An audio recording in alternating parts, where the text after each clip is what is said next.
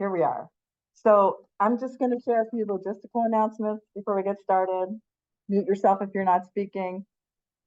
For folks joining by phone, please mute yourself if you need to go. Don't put us on hold, please. That will give us hold music. So it'd be better to hang up and come back if you need to leave. And for the MAC members, we'll ask you to raise your hands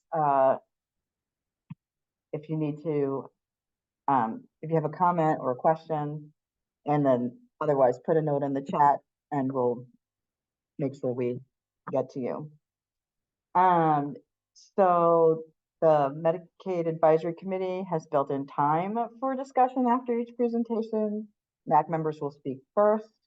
When we've exhausted questions from the MAC members, if time remains for the agenda item, we'll take general questions. We also have 10 minutes for public comment near the end of the meeting. We have ASL and Spanish language interpretation available for today's meeting. You can pin the ASL interpreter's video by clicking on the More button next to their name. And there's also a button for interpretation, which is where you will find the Spanish language interpretation at the bottom of your Zoom screens. And with that, I'm going to hand it off to the MAC co-chair, Heather Jeffress, to take us through the first half of our meeting. And yeah. Thank you everyone for your patience. We're coming to you from Albany Hospital, so we're so excited. But as you all know, doing traveling meetings, it's always a journey with the technology when you travel. So thank you for your patience today. And we're so appreciative of the hospital hosting us and giving us a space to have our meeting today. So it's lovely to get out and see different parts of Oregon. So really excited about that. Okay, so welcome committee members and members of the public. Let's start with our committee member roll call. All right, so do we have Dr. Caroline Barrett? Here, good morning. Okay, and David Lima. Oh, David is excused, sorry. Co-chair Gabe Triplett. Present. Okay, I think we're having a little trouble with the audio here, but we can see you, Gabe. We're going to figure that piece out as soon as possible. Okay, Hillary Thompson. Good morning, I am here. I see, Hillary, that you're on the screen. Oh, goodness. Jerry Weeks is in person. Jerry's here, she's in person. Kaya Adams.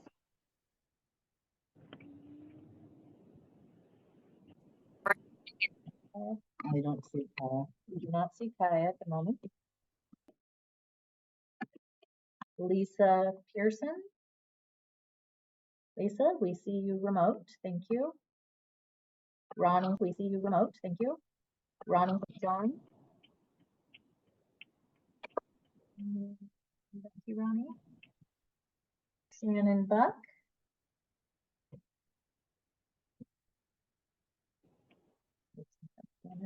No, she might be absent. Okay. Dr. Tony German.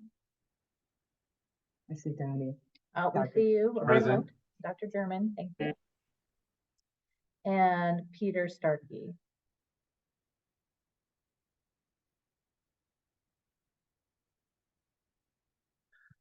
We do not see Peter yet. Okay. I'm here. And did I get? We asked for Kaya, didn't we? We did. Okay. And I saw a little thing flash up that Peter Starkey was talking. Gotcha, Peter. Thank you. All right, we got you. Okay, thank you everyone. As we're muddling through our little, they're very complex. So, all right, committee members, last week you received the draft minutes from our most recent meeting to review. Please take a moment to review those minutes and If you see anything that needs to be remote, please type it in the chat and we will capture that. Folks in the room, was there any adjustments to the minutes? Hi, this Okay, is nothing in Laura. the Could you Okay. mark me as here? Yeah. I'm remote, but I'm here. Lauren, Or I can McKee. see you talking, and I bet well, I'm not sure. We can't hear you in the room. We're working on that. Just wanted to let you know. If there's something you need to let us know, if you could drop it in the chat, that would be great.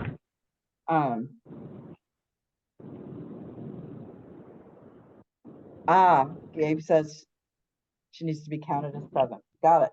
Oh, yeah. Thank you. We have you. All right, I see no comments in the chat from our remote attendees. There are no comments in the room. So do I have a motion? I think it'll probably be easier if we do this from folks in the room with our IT struggles. Apologies to our remote folks.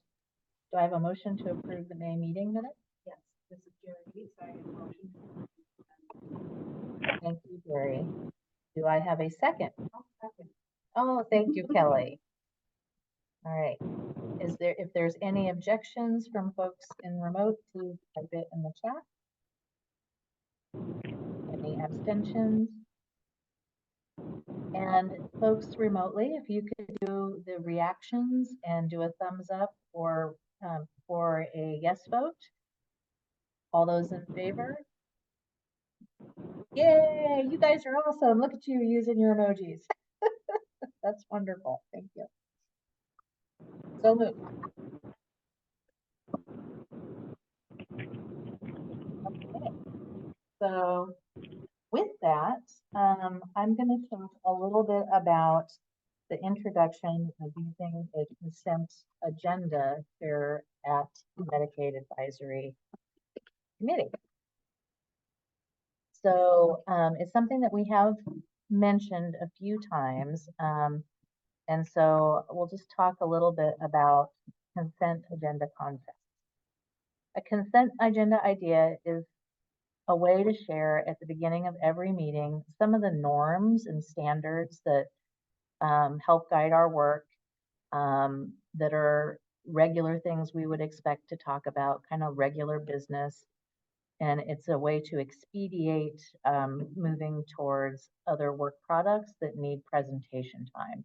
So it's really an efficiency to help us as MAC members get materials, agree as a group that the items that are on the consent agenda, we always would have to vote on what we would put on the consent agenda, and that we're making an agreement as members to read that consent agenda and keep abreast of the items that we choose to put on there. And that way it leaves, again, as I mentioned, more room open during the meeting of our presentations, because as you all know, from our strategic planning meeting, we have a lot of work we're required to do in little time. And so we're trying to put in some practices that help us to be more efficient. Okay, so with that, I think we'll go into the slides. Okay. I'm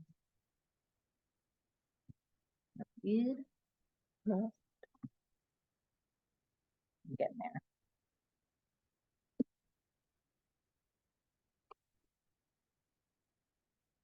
Just a minute and we will be at the slides. Okay, so again, as I kind of go over the information on a visual way, not just verbally. So again, the goal is to share key information important for each meeting, but not needing to discuss. That all of us as Medicaid Advisory Committee members know it's our responsibility to review those consent agenda materials prior to the meeting.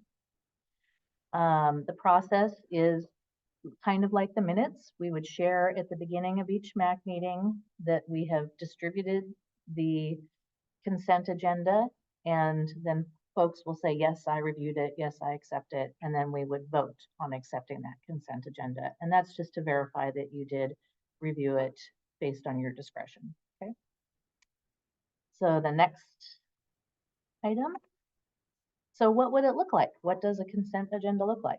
Okay. All right. Okay. So one of the items that we're recommending to have on the consent agenda is a description of our guiding principle and vision statement of OHA's 2030 goal to eliminate health inequities. So as you will see here on this slide, this is the information about that goal that we as the Medicaid Advisory Committee will review presentations, materials, and our work products to ensuring the advancement of this goal and to ask probing questions and provide support to help all parties move towards this goal in Oregon's Medicaid plan. And so this would be something that we would then not have to go over and remind ourselves of out loud in the meeting. We would have it in our consent agenda. So that's an example of something that has been suggested to put in the consent agenda. Okay, next one. Public meeting law. Again, this is something that is required of us, and it's really important for all of us as advisory committee members to remember that we have public meeting law and both that we have hybrid meetings, that we both remote and in person, and how we have to make those accessible to everyone and how we move our work through that public meeting process. So that's another item that we'd like to put on the consent agenda. And next one. And also our focus. So the other thing that is really great to have in a consent agenda is a reminder of what is our work plan for the upcoming year. And so that would include the 1115 waiver implementation, current and proposed network adequacy, understanding the share, HRSN, and other CCO social determinants of health spending, and also to make sure that we're convening discussions around the issue of DME and POS program that we've been talking about here a lot on the Medicaid Advisory Committee based on feedback that we have received from stakeholders and community members. So again, a nice thing on a consent agenda to orient us to the work. Okay, next one. And also then our federal requirements. We spent a lot of time with the excellent supportive staff over the last year and a half of making sure that we are in compliance with our federal requirements as a Medicaid Advisory Committee and also our state requirements, because we have two sets of requirements as Medicaid Advisory Committee members. So this would also be on the consent agenda. So making sure that we review FFS access monitoring plans, and I won't read through all of those. I think we've talked about these a lot, especially recently at the retreat. But if any MAC members have questions, we'll have a little time for discussion. Okay, and the next one.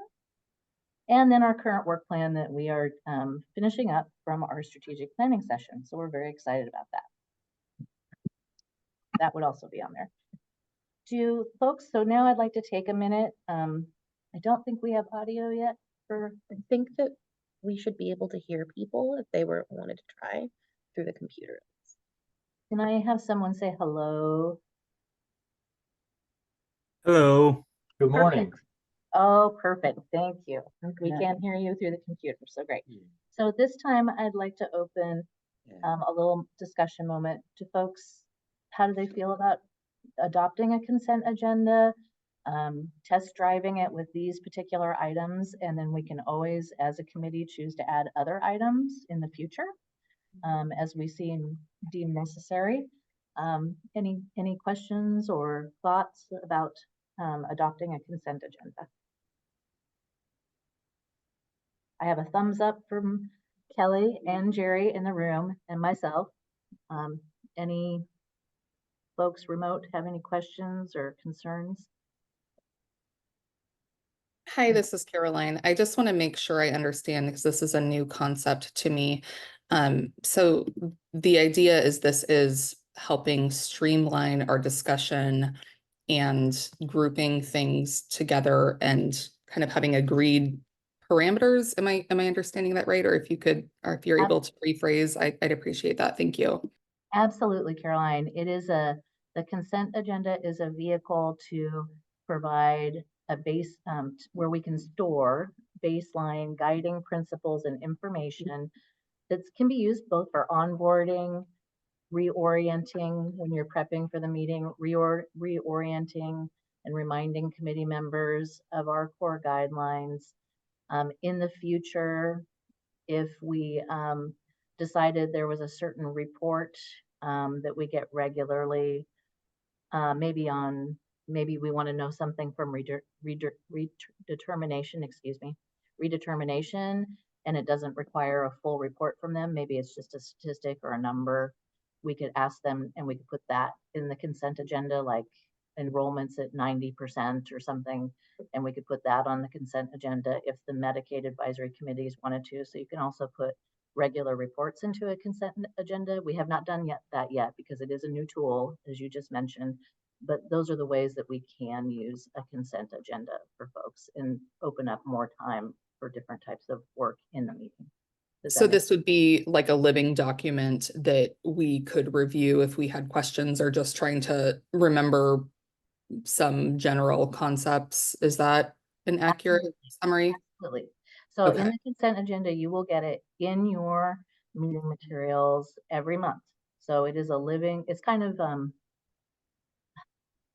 a pre-minutes. I guess maybe that's the way to think about it, a pre-minute. So you, when you use a consent agenda, all the committee members will, part of using that is that we consent that we all will read it and keep abreast of what's in it. Thank you. That's very helpful. Okay, thank you. Great questions. I appreciate that. All right. Any other questions on the purpose of a consent agenda and how we're kind of soft rolling into using it? If you approve it. Oh. Okay, I do not see any hand raises. I don't see anything in the chat. Lisa, can you hear me okay?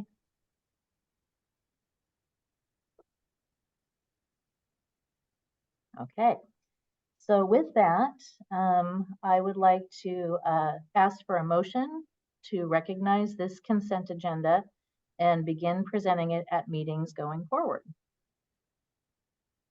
Motion to vote. Thank you, Caroline. Do I have a second? Second.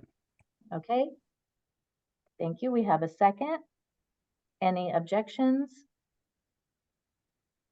Any abstentions? All right. Thumbs up.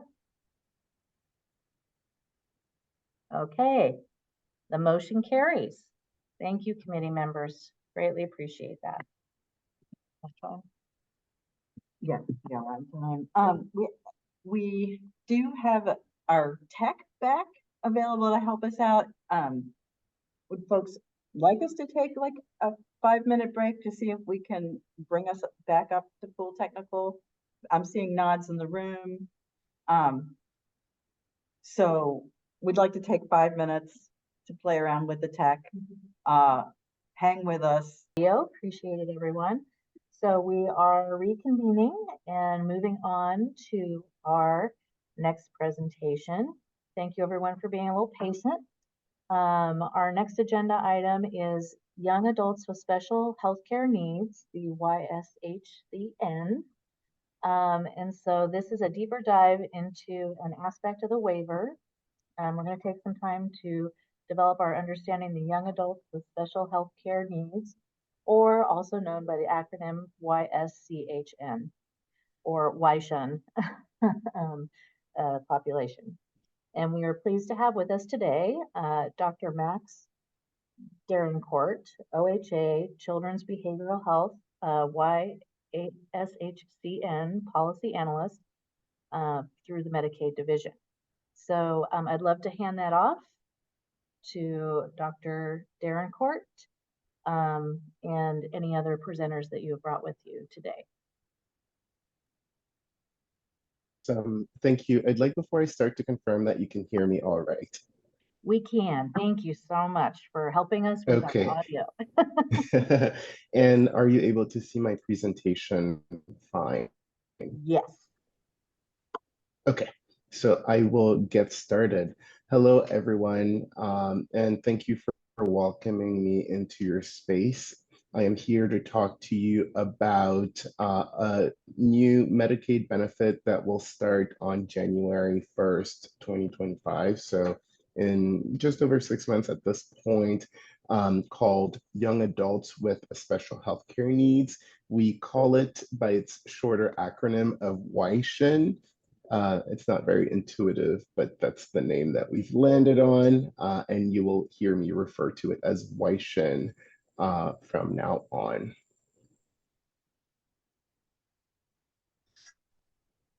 Just making sure my presentation works. There you go. My name is Max Derenoncourt. My pronouns are he, him. I am a medical doctor and a master of public health. I am the policy analyst at Medicaid for YSHN. What it means is I am in charge of, I'm leading the implementation of the program, but it's not just at Medicaid, it's really a collaborative process between health policy and analytics, Medicaid, and other OHA departments.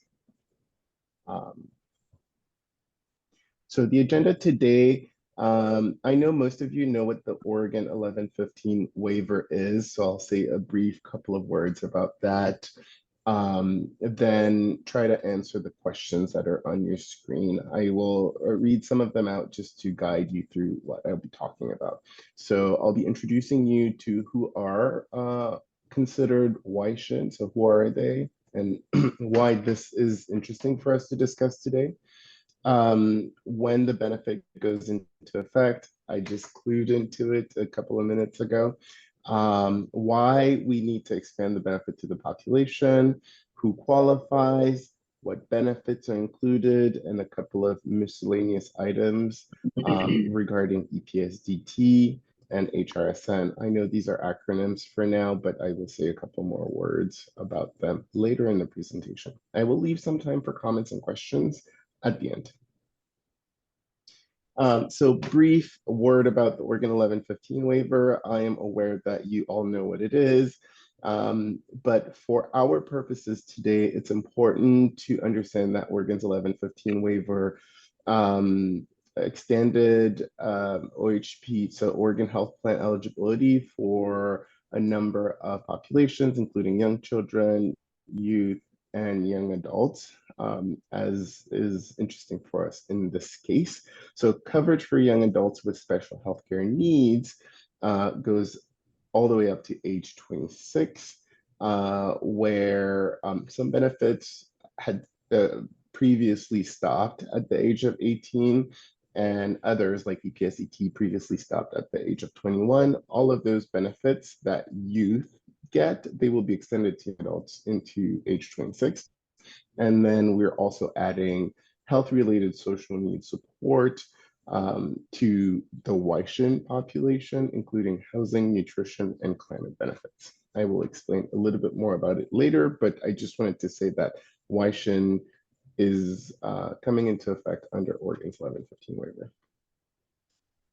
So the goals of the waiver itself, obviously, it's to address health inequities and make sure that we provide support to our young adult population that has special healthcare needs, create more equitable, culturally and linguistically responsive healthcare system, and make sure that we address healthcare related and health-related social needs for that population. So,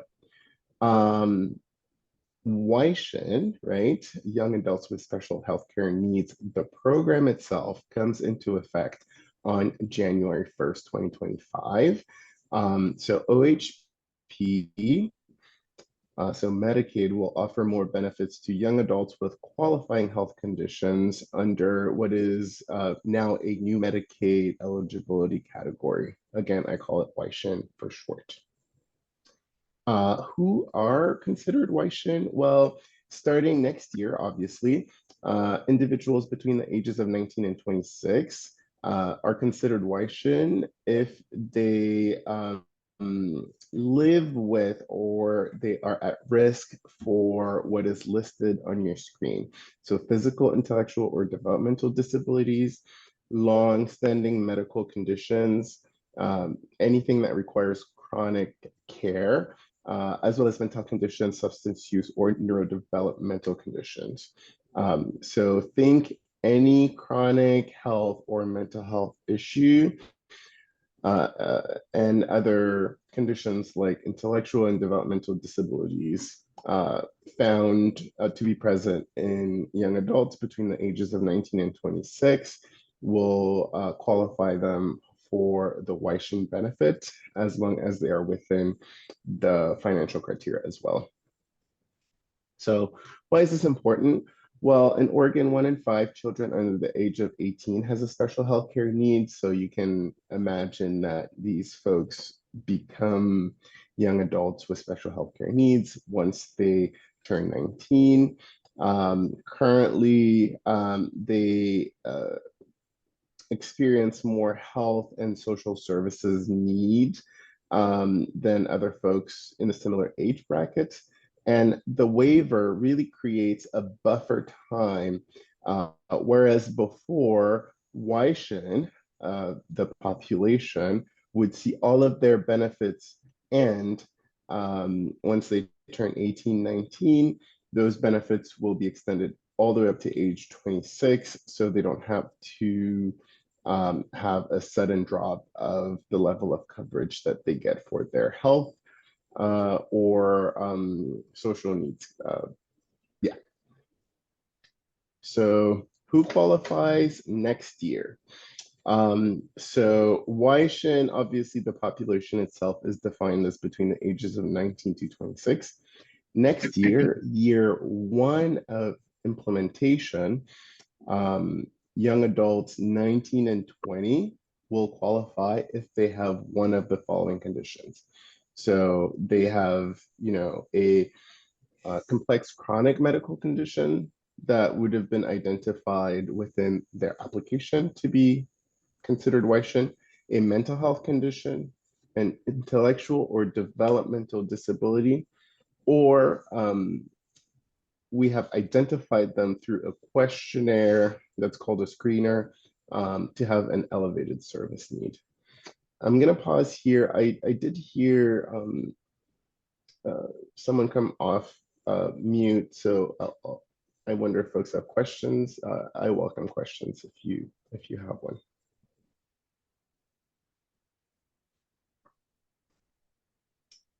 Sorry, I'm just reading questions. Could you elaborate on elevated service need? Okay. Thank you for the question. Elevated service need will be identified through a screener. The screener is made of 6 questions, which asks specific information from an OHP applicant, including, do you take prescription medication? Do you need access to specific behavioral health therapies or medication? Do you have need for other tools to support your daily living? And if somebody answers positive on 2 of the 6 questions, they're considered to have an elevated, excuse me. And they will be considered Weishin as long as they're within the age bracket. Speaking of elevated service need, again, how it works is all people next year, right, 17 to 20 applying for Medicaid through the one system will be prompted to answer screening questions to see if they qualify. And the screener is tailored in a way that they don't need a formal diagnosis. They just have to attest to having a need to be considered Weishin. And the screening survey was developed in the collaboration between OHA and OHSU's Oregon Center for Children and Youth with Special Health Needs.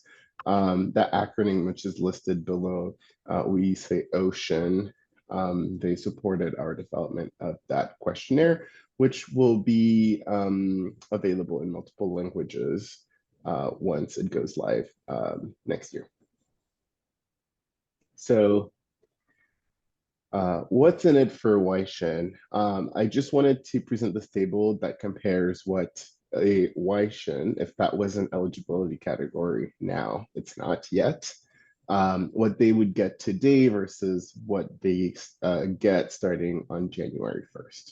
So today, someone who's between the ages of 19 and 26 would only get OHP benefits up to 138% of the federal poverty level. They would get early and periodic screening, diagnostic, and treatment benefits, also enhanced vision and dental benefits all the way up to age 21. With no HRSN benefits offered, so health-related social needs, they wouldn't get those benefits. Starting next year, we've increased the in the allowable income level that helps folks still get OHP benefits up to 305% of the federal poverty level.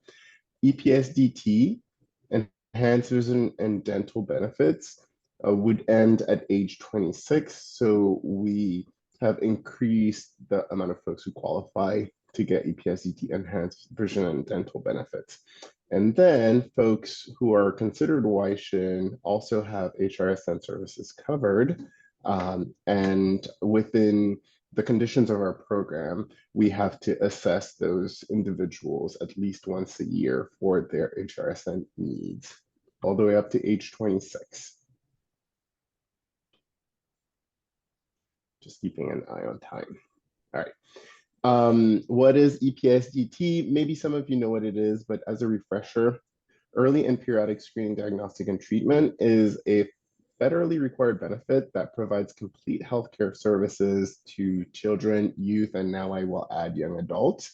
It used to, well, until the end of the year, used to end at age 21, but within the changes that come with Waishin, this will be extended to age 26. I just want to note for folks who are familiar with EPSDT and may have heard of the prioritized list, within the context of the waiver, we do not use the prioritized list to determine eligibility for any healthcare treatment that is needed for EPSDT.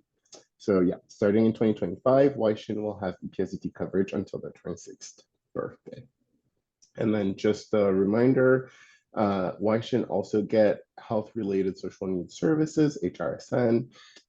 This includes housing support, nutrition support, and climate support. And this is part of the OHP benefits that Waishin get. Why does it matter? Well, because we estimate today that about 6,000 new OHP applicant will be considered Waishin next year, and over 16,000 current OHP members will become Waishin next year. So that's over 22,000 new Waishin that will be eligible or be receiving OHP benefits starting on January 1st. So this is the brief introduction to Waishin. I would like to thank you for welcoming me to the space once again. And if you have any questions, I welcome them. You can unmute and ask your question. I also welcome them via chat. Thank you, Doctor. And yes, do we have any folks on video, remote, any Medicaid Advisory Committee members who have questions?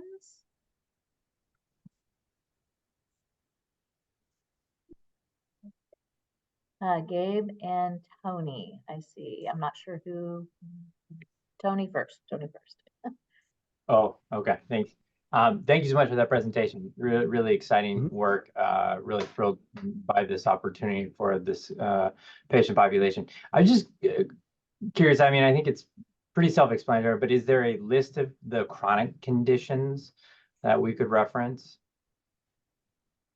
Yes, absolutely. So this list, I guess, is not widely distributed yet, but it is final and it is available. We are currently passing it out to CCOs as well as healthcare providers, both physical health and mental health providers, so that they can start taking this into account in terms of the way they administer their programs.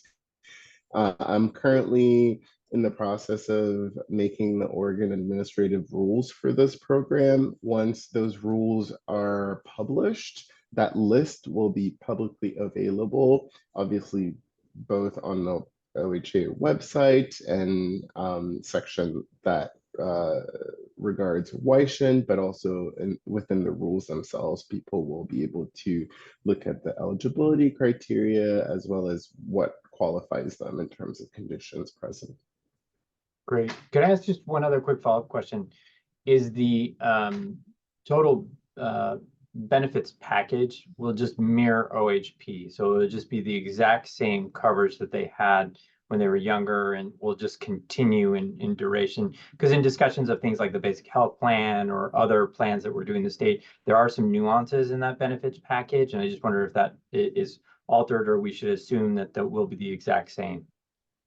It will be the exact same. It's just that the benefit that they got when they were considered youth, aka still under 18, will continue all the way up to age 26. It really just adds a time period of extra coverage or of coverage that would have been received as a youth and helps folks transition into young adulthood in a more seamless fashion. Not sure who's next, but whoever's next, I welcome your question. I'll go next, Gabe. I gotta say, I think it's very wise to start trusting people when they tell us that they need something instead of making them prove it. So I really appreciated that in the questionnaire. One of my question is, let's say I'm a 23-year-old person. I've transitioned into adulthood without that service. How is OHA planning on letting me know that this service is now available? I get it for people, young adults who are just now transitioning and they have, you know, as they move in, they're finding out what's available for them. But if I've already like transitioned into adulthood and not seen that, how do I know that this is going to be available to me? Okay, yeah, so this is a complex question. So one of them, so there's many ways.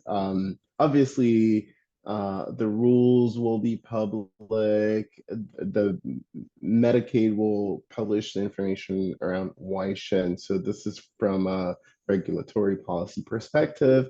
But really on the flip side, me as the implementer of WISHN, I go to a multitude of community events where community partners, interested parties, and what I call end users, actual WISHN folks, are present. So it really is the legwork of this program, aka me, to sort of spread the word about this program. This is why I meet with you as well as other folks on the CCO side, fee-for-service providers, as well as community assisters to sort of spread the word to folks falling into that population category. And then I also get invited to speak to community-based organizations that tailor services to that population. So it's not a perfect answer, but it's a combination of internal efforts as well as partnership. Is there going to be, because you mentioned intellectual and developmental disabilities, is there going to be anything in the OARs that kind of makes sure that ODDS and the case managers are reaching out and letting everyone know equally across the board what resources are available to them? Yes, absolutely. We have a partnership with OGDS, and we're strengthening the flow of information between basically OHA and OGDS to make sure that folks for potential WISHIN are uh, referred to us in an appropriate fashion. I will give a part of my answer to your question that I didn't address. Of course, for folks who are currently on OHP or are new applicants through the one system will take their information, including age, income, and presence of qualifying conditions to let them know that they could have access to this program, either passively because we already have their data, or by filling out the screener that I mentioned that somebody also asked a question about. So you didn't ask that question in that way because it was given that a lot of folks enter through one, but I just wanted to make it clear for folks who were interested about that as well. Oh, thank you so much, Dr. Durancourt. And I apologize. I will have to practice your name a little bit. I did want to note, I have a handful of questions, and I did see that we had some Medicaid Advisory Committee members who also had questions. So I would respectfully ask that you receive some written questions from us, because this is such an important topic. And I had some, these were excellent questions, and I had some questions around measurements of impact on health equity and how that's going to happen with the new benefit, and also some more questions around rollout and access and things like that. So I do apologize to any remote members who have their hand up, but we are running a little behind. And so if that's okay with you, Doctor, we would love to send you, compile a list of further detailed questions and get your response for the committee members to review. Thank you. Okay. Thank you. But I will, good my work on this. colleague Liz is here. I will ask Liz to include my email address. And I also, for folks who may not have received this presentation ahead of time, please share it with folks as it has important information. Thank you for your time today. Oh, thank you. Really excellent presentation. Such important work. Thank you so much. Okay, so with that, as mentioned, Medicaid Advisory Committee members, please consider your questions and write them up and send them to our amazing staff. And we will compile those and send those to the doctor to respond to with his team. And we'll take some time to review those before our next meeting. Okay, hopefully, hopefully. Well, that will be our goal. We'll see what happens. All right, so with that, I'm going to go ahead and move us forward to number 4 on our agenda today, which is our very favorite and excellent Ombudsman end of year update. So Ombudsman team is bringing its end of year report to us today. And this is our very first opportunity to actuate our subcommittee of the Medicaid Advisory Committee to work more deeply and review this report and return in September with recommendations to the full committee about which recommendations in the report we would like OHA to return to us on an ongoing basis over the next work plan year for progress and updates. So we're entering our deep dive subcommittee process that we approved previously. Super excited about this. So with that, I'd like to invite Alweb. Oh, Alrafi. I'm having a rough morning today. I apologize. Presenting instead of Sarah. Sarah was going to present, but we have Alweb, who we love because he was part of our committee for a long time. Oh, Is is Sarah he? on this one? Oh, my apologies. Yeah. I'm just going to blame it that we've had a technology day and it's throwing me off. That's what I'm going to blame it. I think I'll let you take my spot. Well, you can go ahead and use your, are you logged into the meeting or no? No. Oh, you're not. Okay. Here. Take my floor.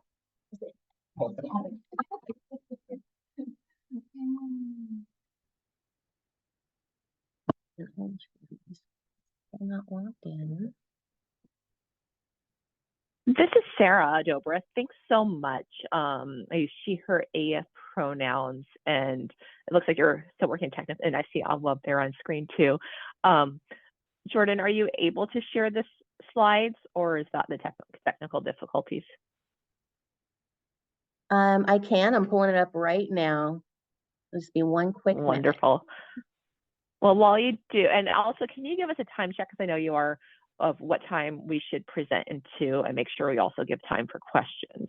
We can definitely adjust our presentation time. I think, let's see, it's 10:05 now. So we're about 15 minutes behind, but I think with the group's permission, let's have you go until 10:30. And I'll try to shorten up my recap that is after our break. Okay, well, I'll start us as you pull up the slides. And Sarah Dobra, she, her, aya pronouns. I do directly manage our OHA Almsbuds program. I was with you all at MAC last month in my OHA External Relations Division Deputy Director position, presenting about OHA's strategic plan, and just so value MAC's work and all that you do. So really want to thank you for the opportunity to be here. I apologize for not being there in person. I actually had really wanted to be. I just value all of you so much, but have other life needs today, like a sick family. So I am not. But with that, I am so pleased to really, with Awab, who will introduce himself very shortly, and I know you all know, bring to you a reflection of the work that the Almsbuds program did in 2023, and just thinking about all of the many members the Almsbuds program served. Over 2,986 individuals came to our program last year, and the team has that privilege of walking alongside Oregon Health Plan members as they experience their needs. And so I just really want to say recommendations for making this report are not new findings or recommendations. They're an elevation of previous years, and yet an amplification of some of these continued statewide priorities for our state. And also this year in report, we really framed in the context, I think we have always sought to understand where individuals are disproportionately impacted because of historical and contemporary injustices that lead to poor health outcomes in our report. This report, we really sat down and said, if we are to focus on Oregon Health Authority's health equity definition and that true commitment to eliminating health inequities, we want to not only focus on disproportionate impact, but truly say these are two areas that we can see continuing and ongoing health inequities, which the Oregon Health Authority, Medicaid programs, the state legislature, our coordinated care organizations, and as a collective whole have tremendous power and opportunity to address. So just wanted to give that context. We can go to the next slide. And I also was going to say, although I really welcome questions, so we may choose to wait until the end to answer those, but feel free to pop them in chat or ask them along the way, and we'll either answer them then or at the end of the presentation. And we also do want to have this conversation with you. So, and center in the voices of those who come to us with their powerful stories. You can go to the next slide. And with that, I'll turn it over to my colleague, Awab.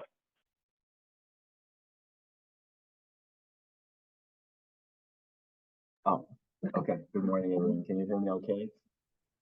Virtually? I know in the room you can. All right, see a thumbs up. So my name is Awab, and I'm an ombuds on Sarah's team. I'll be talking to you today about some of the recommendations and issues that we brought in our report. Here, we're talking about gaps in language accessibility, access, and also cultural and linguistic appropriate services. So it's a big bubble here, but it's a good example of a case that came to the ombuds program where we had an individual who's in a wheelchair and communicated via their caregiver or their family, and who was unable to communicate verbally, yet the issue persisted where the family and caregivers could not submit compliance on behalf of the individual because of some policies by, a CCO that was involved there related to at least an EMT complaint. emphasize that the Ombuds advocacy is focused on making sure all families and their caregivers and families have their voice heard and resolved. Well, So is it this computer? it's gonna be. Okay, I'm gonna get a little closer. I don't want to scream because my voice is already a little bit rough this morning, but hopefully this is better. Can we get maybe confirmation? It is. All right, perfect. Yeah, let's go to the next slide. Perfect. So this slide talks about the top issues or service types where we received concerns in the Ombuds program that had to do with language access. So if we were to look at the data and see which members had who did not speak English or had language needs came to the Ombuds program, it revolved around dental care, primary care providers, NEMT or non-emergent medical transportation, specialty care areas, and emergency departments. And this issue regularly results in lack of access or, a interruption to access to care. A common example we've had in cases had to do with dental care and, interpreters not being able to be present or be reachable during appointments that results in a cancellation. We all know dental care is not easy to get a hold of or to schedule timely. And so similarly, there have been concerns about finding a provider, mental health, behavioral health provider with an emphasis that speaks the language and has a cultural expertise or knowledge that can connect with members. And that has been a struggle as well within provider networks. Let's go to the next slide.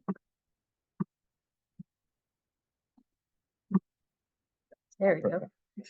So we have two new recommendations here in addition to previous recommendations that we've made in reports. The first one here is enact enhanced culturally and linguistically specific services, payments for dental and physical health providers. Now, this is an addition or an expansion to what OHA already has in terms of having a enhanced payment for mental health providers. The numbers are very low, and the recommendation for the mental health providers all over Oregon. And our recommendation here is to look into the possibilities of expanding it to other providers, specifically dental and physical health providers, like we said, because that's been the theme for the concerns that we've received.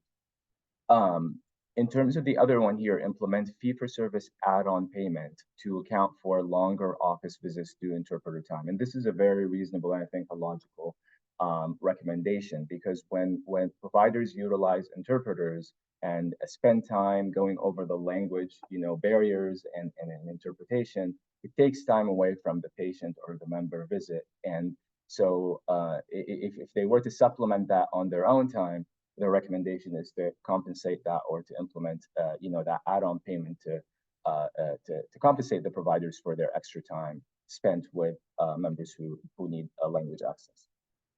We can go to the next slide. So these are previous concerns or recommendations that you may have seen before. They were featured in previous reports.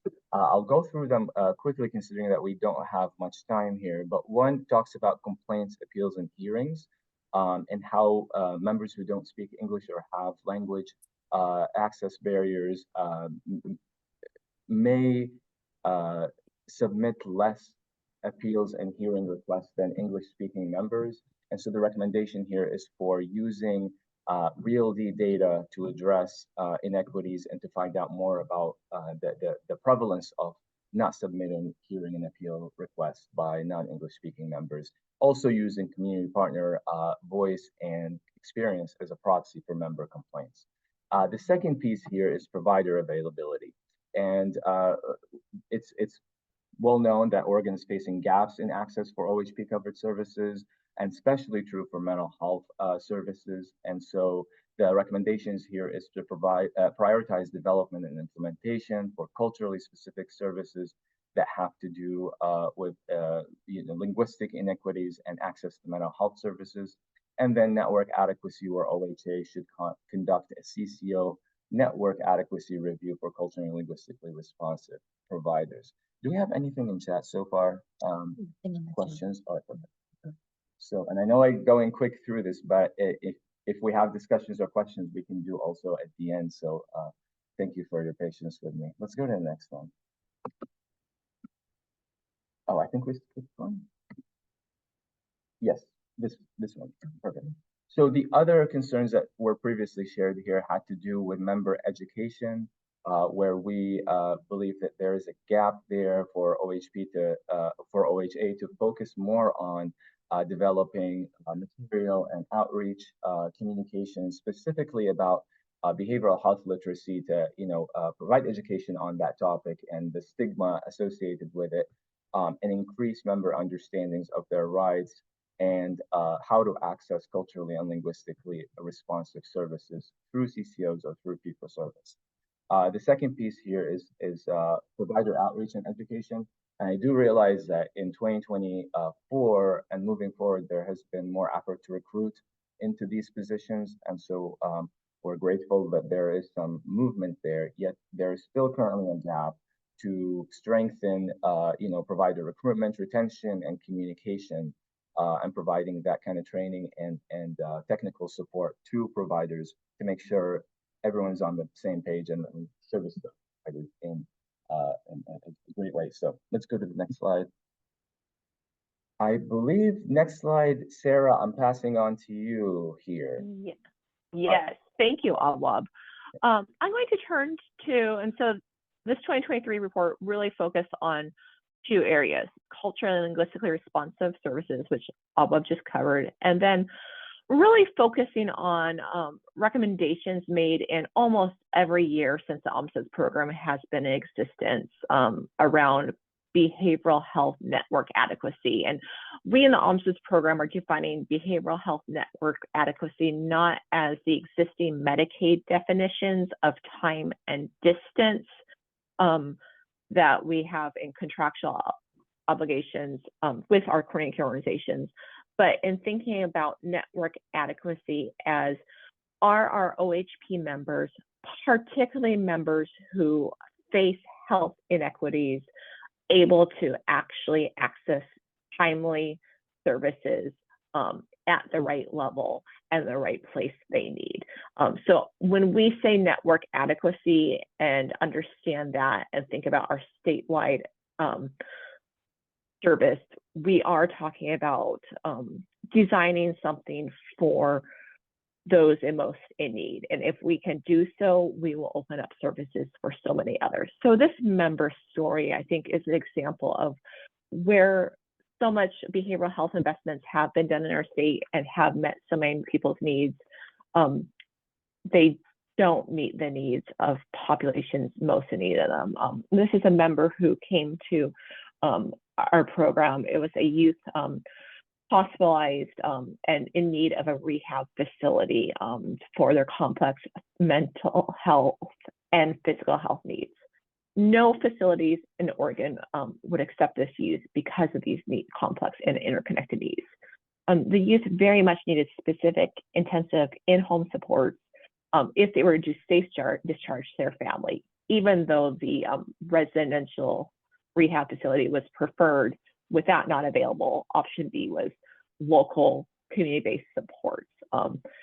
This was not found, particularly in a culturally and linguistically specific way. The youth family were immigrants. They preferred a language other than English. They needed providers who would be able to meet those needs. And their CCO really was engaged looking at it, but did not have in-network culturally linguistically responsive in-home providers for that family.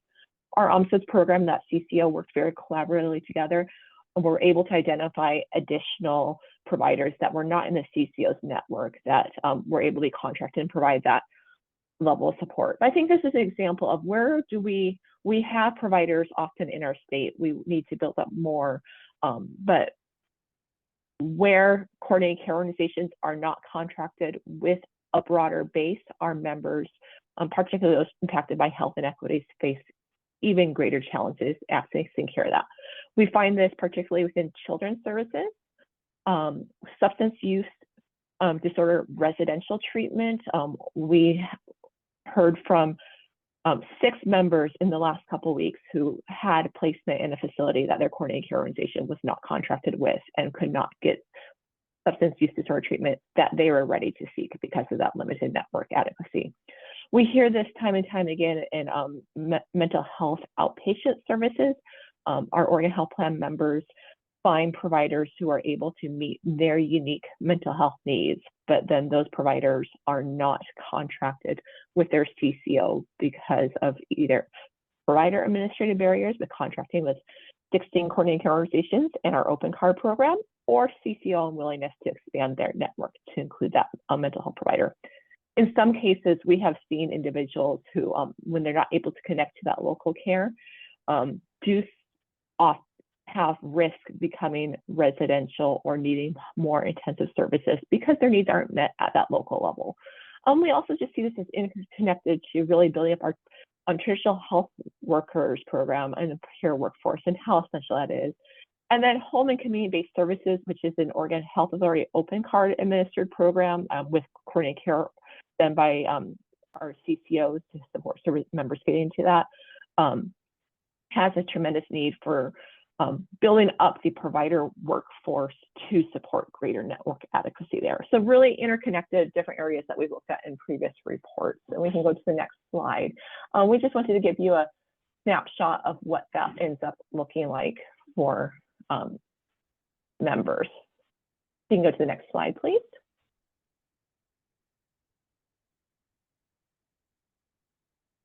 So this one is really what that looks like when you are a member. I'm being discharged from a hospital to a homeless shelter in the streets. I need dialysis and have complex physical and mental health needs. The hospital called the local community mental health program, but did not get any assistance to support me or return my hospital's calls. The hospital also said they didn't have any faith in the state or anyone else to help figure it out because they tried so many times. Eventually, I was able to obtain residential care, but first was in a homeless shelter after hospital discharge for a while first. I found a substance use residential facility that had a bed available and can accept me, but they are not contracted with my CCO. I found a mental health provider I connect with. The provider is not contracted with my CCO. I was able to see the provider for a time, but then I was told I must find one in network with my CCO. I called every provider on a 90-page list my CCO gave me and could not find a provider that would meet my needs or was available. We can go to the next slide. And while these are individual stories, I do want to tie this into the data. When we do look at individual OMSA's concerns and are able to tie that to Medicaid claims data, find that for every member with an issue, there is between 100 and 1,000 other members experiencing this similar systems issue. So we know these stories reflect systems issues, not just individual cases. We also know it works so well for so many people, but we need to understand these stories and narratives in the context of a systems issue. And we've seen that even in our own OMSA's program. We have had an 87% growth in the last 4 years in our OMSA's casework and advocacy for members of substance use disorder and mental health concerns. I think this reflects the statewide crisis and need we see, and these member stories and experiences are invaluable in helping us to understand where to target intervention. And go to the next slide. I don't think you have in the slide deck much more specific recommendations. I'm not going to go through them in depth just so we have time for conversation, but other than the first one, when we say require statewide networks, that does need to be a slightly nuanced conversation. It needs to be done in partnership and thinking through how we make that operational with our coordinated care organizations. Coordinated care organizations often have thoughtful reasons of why they have smaller panel networks. Providers often are not willing to contract with all CCOs. And yet when we look at our statewide capacity, we do know we do not have enough statewide capacity to meet the state's needs. And when we have closed networks by individual coordinated care organizations, we further reduce that. And so there is a really further conversation that needs to be held in collaboration, partnership, but with acceptance that the status norm of allowing closed networks and limited networks is failing our mental health needs for the state. Secondly, really thinking about how we know that 30% of Oregon Health Plan members are age 18 or under. When we fund behavioral health services, and particularly mental health services, we need to fund those investments at a rate proportional to the percentage of the population covered by OHP. And that would be in simple math. For every $100 that we put to the behavioral health investment, $34 would go to the underage population. I really like the presentation we just had previously going up to thinking about that up to age 26 population, because if we look at that number increases even higher. I don't want to misquote myself, and I can put it in the chat afterwards because I do have that, but I think it goes up to almost about 40 to 50% of OHP members and would be under age 26 or under, and I'll find that and put that into chat. So just thinking about flat funding numbers and as an investment in prevention and community-based services. Really thinking about how we've done a lot of work, but continue to leverage our traditional health workers, our peer workforce in all areas of this work and invest the funding in that workforce. And then improving home and community-based services across mental health, physical health, and in so many ways that there's work that's been done, but so much that needs to be done that build this interconnectivity. We can just go to the, well, actually, I'm going to skip the additional recommendations just in the interest of time. I think that was a good summary. And Carolyn, I see you have your hand up, so I can pause and we can, all right, go ahead. Thank you. Thank you for this really important presentation, and thank you for hearing all of the concerns. I know it's a really heavy thing to have to hear and hold space for those kinds of concerns.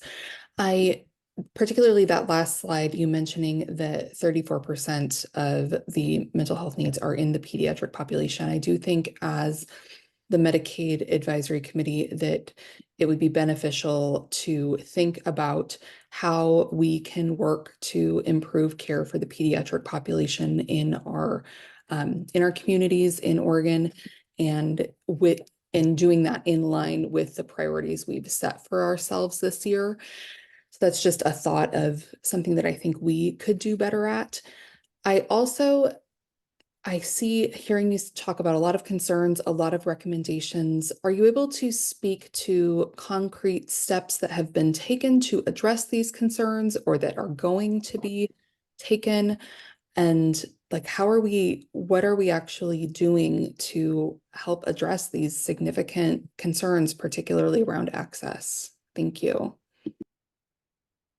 Yeah, I think there's beginning steps, and we will be replacing later this summer, like a specific analysis of where progress forward has been made on some of these. We chose these recommendations, particularly the network adequacy one, because they are not being given that prioritization or open conversation that they should. I think there's been a lot done on culturally and linguistically responsive work, and our report, and I'll pop it into chat since we're off, does have, like, I think OHA and our coordinating organizations have done significant, meaningful work to advance culturally and linguistically responsive services. That class work we referenced has been in the behavioral health world, really powerful. There's 104 providers enrolled. Can we think about enrolling more in the behavioral health world and expanding that? But there's been a lot specifically on cultural linguistic that I'll pop in the chat for you. On the mental health and behavioral health side, there's been so many investments made and continue to be made in attention to this. And I think the really lesson home or point we seek to make as we hear from members is those investments, if we don't understand that those investments don't impact all Oregon Health Plan members equally because of limited networks, are not investments that impact a third of our state's population who are on the Oregon Health Plan in the equitable way we intend.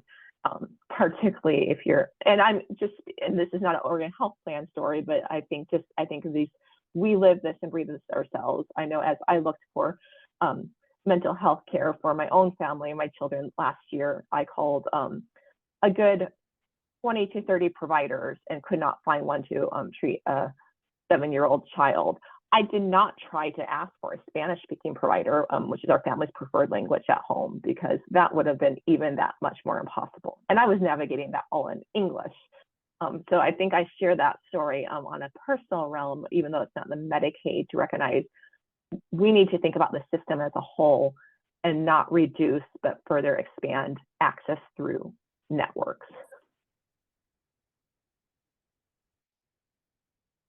I know we're at time. We're happy to follow up by questions offline or be available to all of you.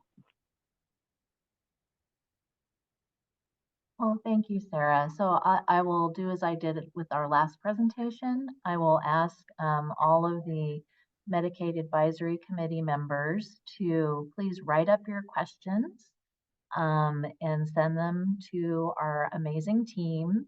And then we will have those questions to share with Alweb and Sarah. And then also with our convening subcommittee.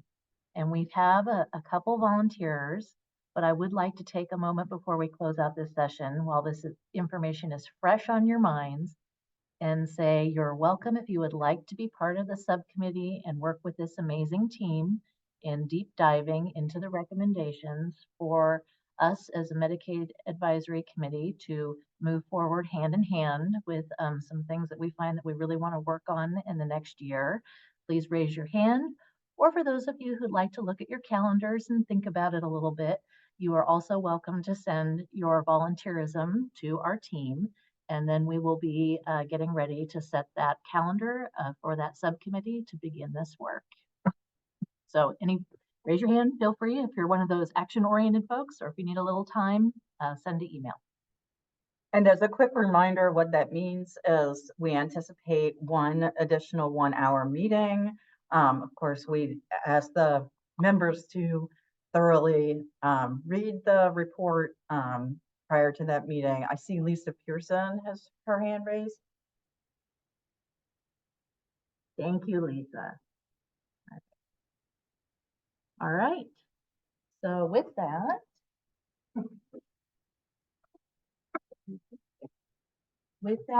thank you so much for that excellent presentation. As always, we really, really value this work. It is so insightful and so important for the entire state of Oregon, and particularly for us as the Medicaid Advisory Committee. So thank you so much.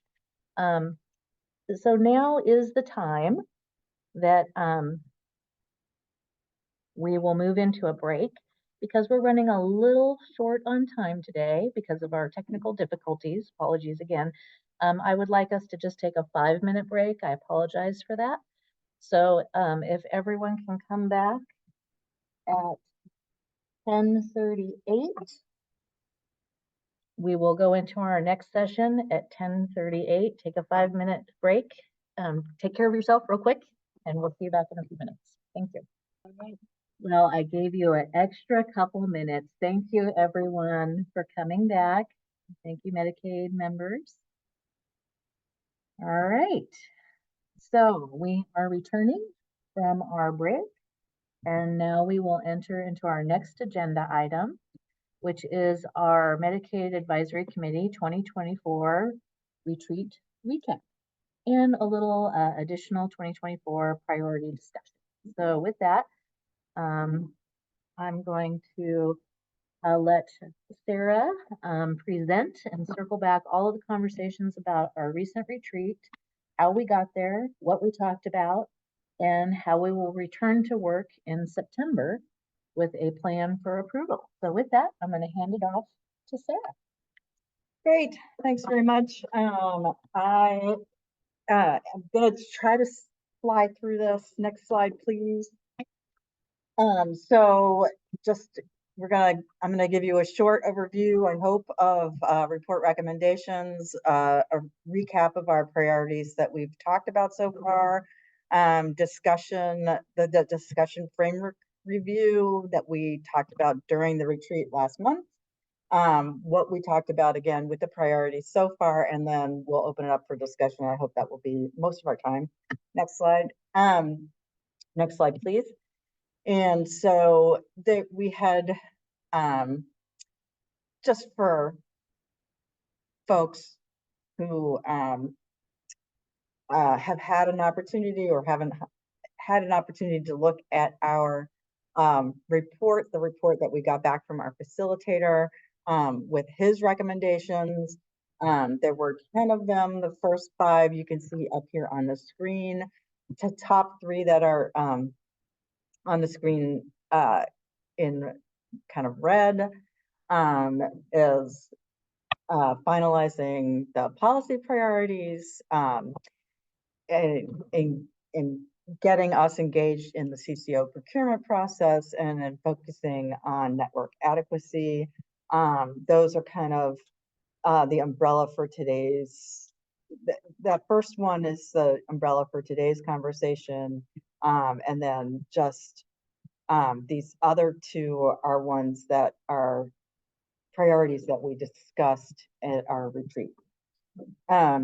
And then you can see there are some additional priorities. And then on the next slide, there are a number of other recommendations, I should say, that came out of that report. Right, So except we can't see the slides. you can't see the slide. Seen any slides you've been sharing. Thanks for letting us know.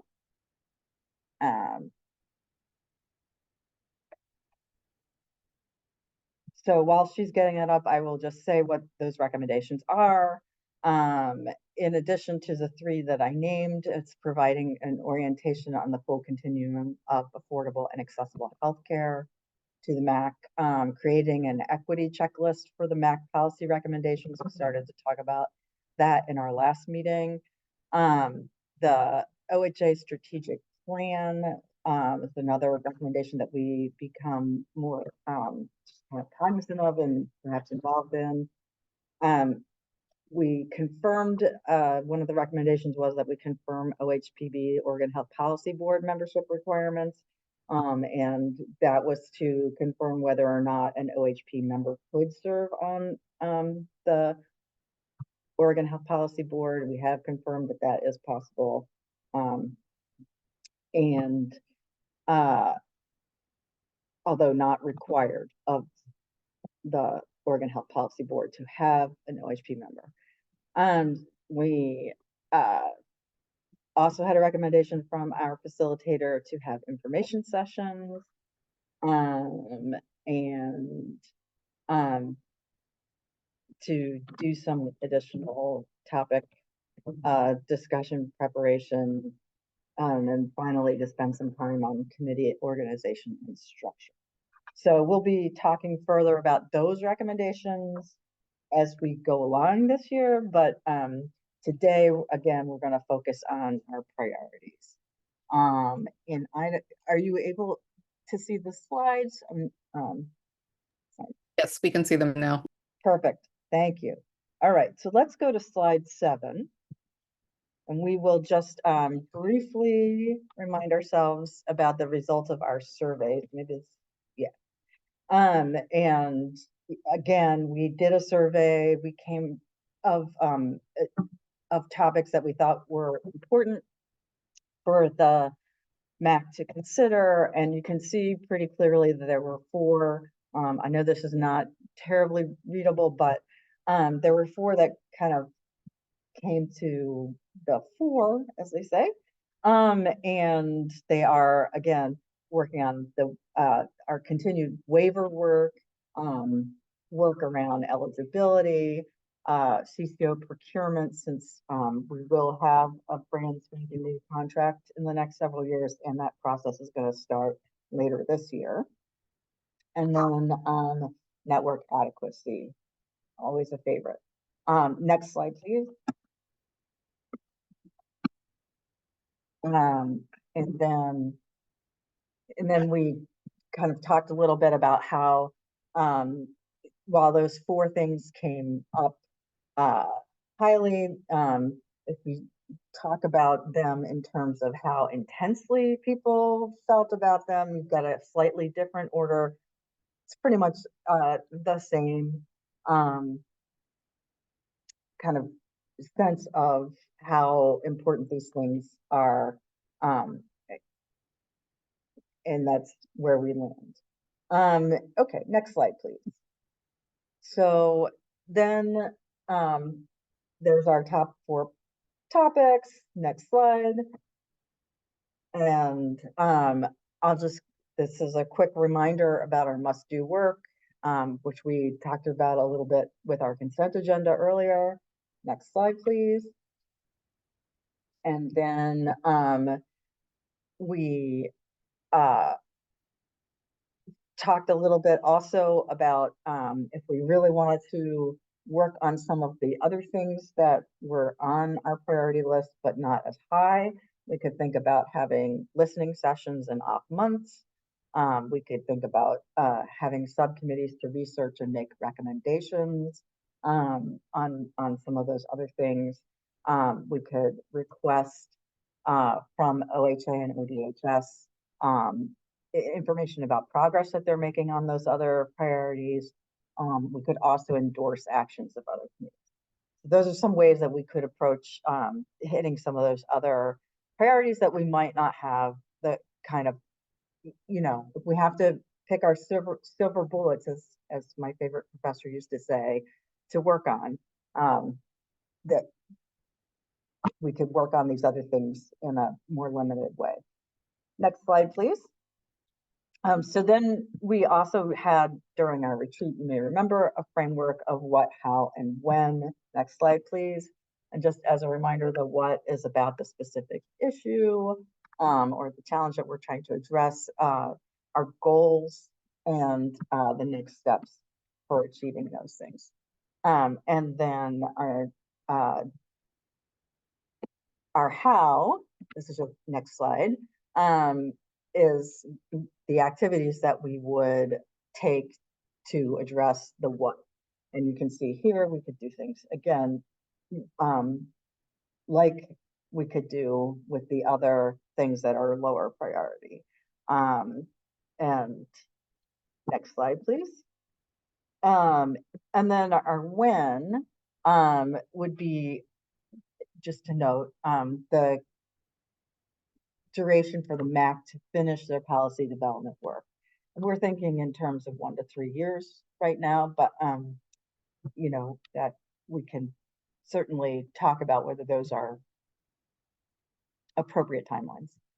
And to be really clear, this is about the time it would take for the MAC to develop the policy work, not the time it would take for the agency to implement, since of course we often have to work on very long timelines to put policy in place.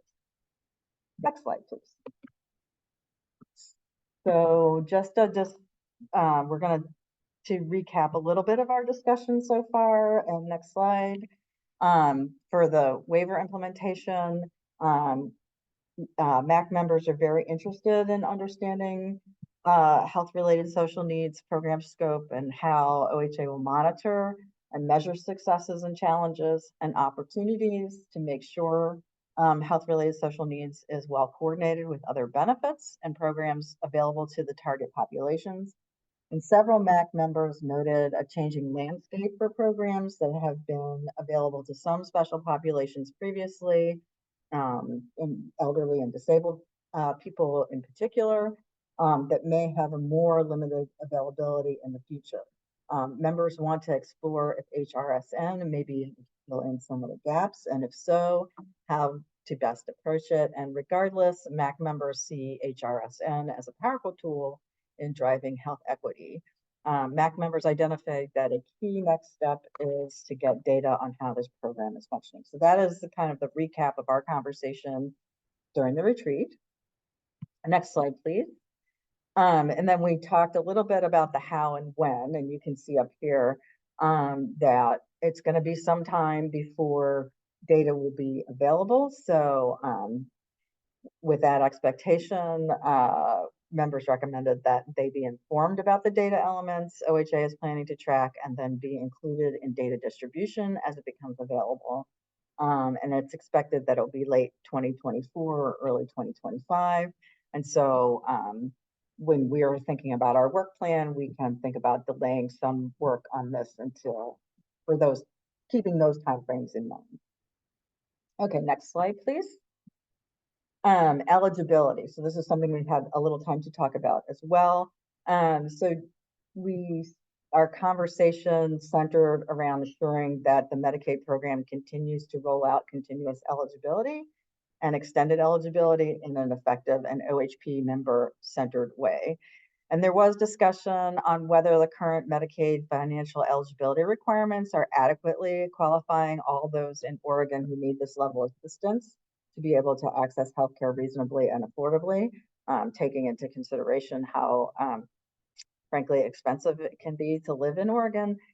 Several members expressed an interest in exploring further Oregon's financial eligibility and any additional flexibility that might be available within federal financial eligibility requirements, and a broader look at this to see how the Medicaid program fits into the larger health insurance continuum may be warranted. So we didn't discuss in detail at the retreat. There's also an interest in exploring enhanced Medicaid eligibility for seniors. This could be done by looking at financial eligibility requirements currently in place for seniors and comparing to other Medicaid eligible groups like the expansion population. So next slide, please. And then we didn't really get any time to talk about the how and the when there, and it might indicate that it's less of a priority, but I'm not sure that we had adequate time to talk. So I'm not sure that that's the case. And next slide.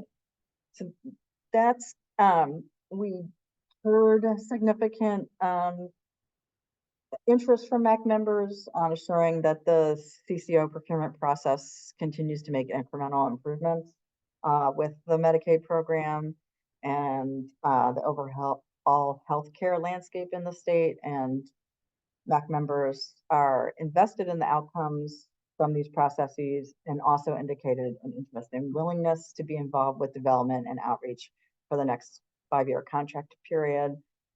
We do have some work to do there because it's still very early days. And that is, I mean, that's kind of great for us because it means we can be involved as things are being planned. Next slide. So we talked a little bit about the how, and it's a little early to talk about the how because whatever we would be doing would be in concert with the Oregon Health Policy Board. And again, we're still at a very early stage, and so it does give us an opportunity to help drive that process. Next slide, please. Network adequacy. You know, this is a policy priority that we've had for some time, and it's carried forward, in fact, from last year. And our interest in it has evolved from wanting to assure that all OHP members have access and to and receive the same array of Medicaid services, regardless of what CCO services them, to evaluating provider enrollment strategies and requirements to assure that unnecessary bureaucratic barriers are removed. And so increasing adequacy in that way. And so members appreciate the time and distance standards put in place by the federal government and the Medicaid program for CCOs. They're also interested in making sure that OHP members who need services from healthcare providers can reasonably schedule and receive those services in a timely way. And so MAC members shared some examples about how that's often not the experience for OHP members. We've just had that ombuds report that reinforces that. So we know this is a continuing concern. Next slide, please. And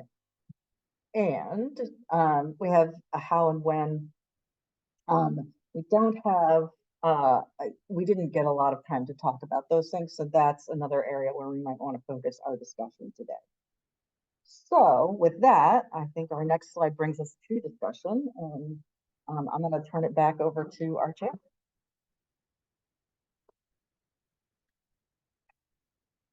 Thank you for your patience while I change seats here. Okay. So, thank you, Sarah. That was a great recap. And I just want to maybe just to get us started, because that's again 4 pretty meaty subjects for our committee members. And I would love to maybe start with, just because I have some thoughts and I'd love to hear other folks' thoughts about our network adequacy bucket. And as I've been thinking about this a lot, and I do see, because network adequacy really, on the how and the what with that one, it intersects with several of our other items, including our ombudsman, places where maybe it could be housed and we could do the work and be efficient. You know, there's a big piece of that, as we just heard from our ombudsman. So maybe network adequacy is folded into our ombudsman subcommittee. That could be an option. And not a either or, but maybe both. It also seems to me that network adequacy is pretty critical in our CCO procurement contract discussions.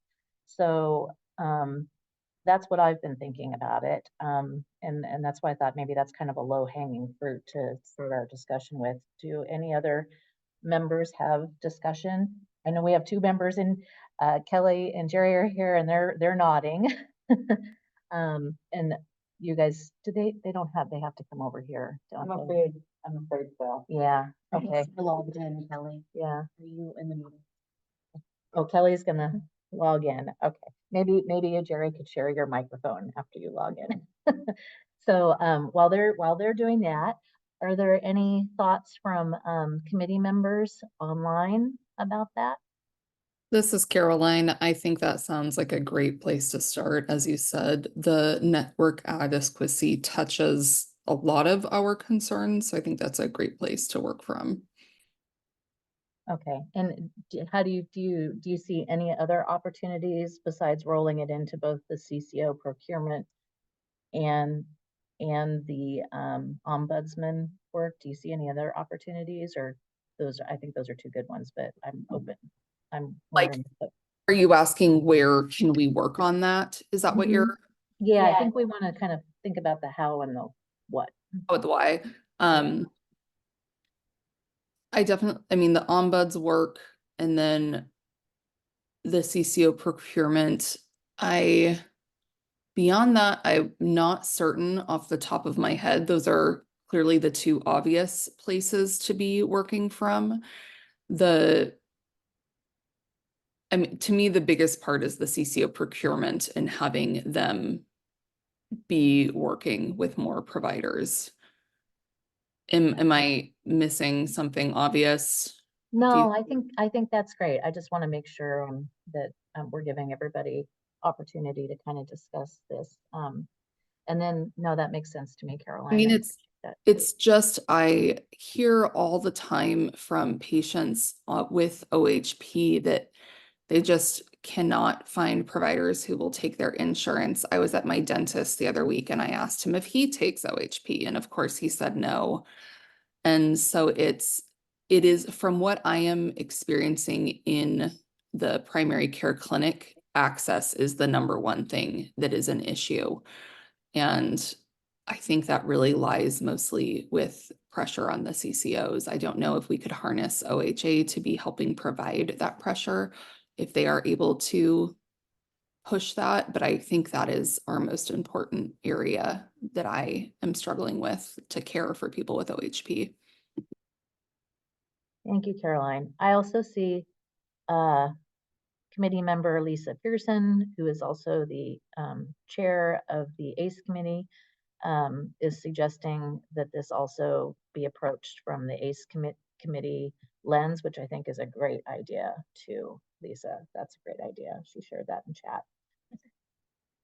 Oh, did you want to speak out loud also? Yeah, I was just going to point out the note. I don't know if everybody can see this. Oh, I lost you. Sorry, yeah, sorry, I was just, I don't know if everybody can see the chat. So, ACE committee is the Advancing Consumer Experience Subcommittee currently of this committee of the MAC. We are in the process of moving to being an independent committee, but right now we are a subcommittee that, is our goal, our entire purpose is to advance actual consumer experiences with OHP. So that would be another place that you could get input directly from the consumers who are experiencing network adequacy issues. That's wonderful. And perhaps then we can just pull the recommendations on network adequacy from those various locations and then have the staff kind of combine them for us for review. I did have a question because I know this has crossover with our compatriot, the Oregon Health Policy Board. I know not to put our two members on the spot, if you need time to think about it, just let me know that. But I also wonder about aligning with that work at the Oregon Health Policy Board on network adequacy. Oh, go ahead, Tony. Well, I think, thank you for teeing that up. It's kind of along the lines of what I was thinking. And I think the interest, both from the governor's perspective, our focus on equity, the tool that we've been paying a lot of attention to is the question of CCO procurement. And I think that might be the pathway and channel of the how it to focus on, I think it was really, I continue to be fascinated by the Ombudsman reports and just the really great work that's occurring in that space to highlight what the experience people are having and what members are having and Oregonians are experiencing. And the method to highlight that is, holding the service providers accountable in that. And I think when we look at, as we move through the iterative process of the CCOs and thinking about community and how to deliver on good outcomes, I think it's a question I have of how when we think about procurement, asking those entities that are going to be in a contractual relationship with us as a state, as taxpayers, to deliver on those items. And I think we're learning a lot. We continue to refine that. And I think with CLSS services, that should be a focus. I think that was something that came out of the discussion today. And how do we emphasize that in that contractual relationship? And I know those discussions are happening. I would be curious to think from this group an investigation, and I'm still learning, to look at, one CCO is not the next CCO, and trying to find where one CCO is doing well in those areas, and one CCO is not doing as well. And, can, as you come up with procurement, emphasize the fact that we have expectations for delivering that. Right. And so I think that would be maybe an investigative look of this group or through OHA. I'd be curious to say, where are some CCOs meeting the mark and where are some need support, or an outline of that. With regards to the same question of network adequacy, I think that's the same question of, geographically, there are challenges that occur across the state and rural and urban communities, and some, it's different from, the eastern side of Oregon and versus the I-5 corridor. But where can we highlight those differences? And, we're going to set the stage for an ask in setting a contractual relationship. And what are the expectations with that as well? And I think that would be a place to consider leaning in on. Thank you so much. I appreciate that. That's very helpful. And we had Kelly and Jerry. Yes. Oh, we have to mute. Okay, we have to mute. Thanks for patience, folks. Okay. I'm not sure if this is going to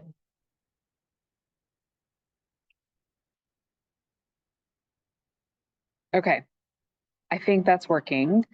I think that what I just wanted to reflect was I appreciate this conversation and the conversation about network adequacy and the comment in the chat around workforce. I think it's important that when we're talking about network adequacy, it's not just an expectation on the CCOs, because the reality is that we're also at the mercy of whether or not there are providers in the community to contract with. And as we've seen in the region that I'm in, an exodus of some primary care providers, it's put additional strain on availability and access that we're certainly trying to work through, but it's not solely within the scope of the CCOs. And so what is the information that we also have available to us around workforce challenges and opportunities to impact the workforce, sort of married with a discussion about adequacy and expectation of CCOs?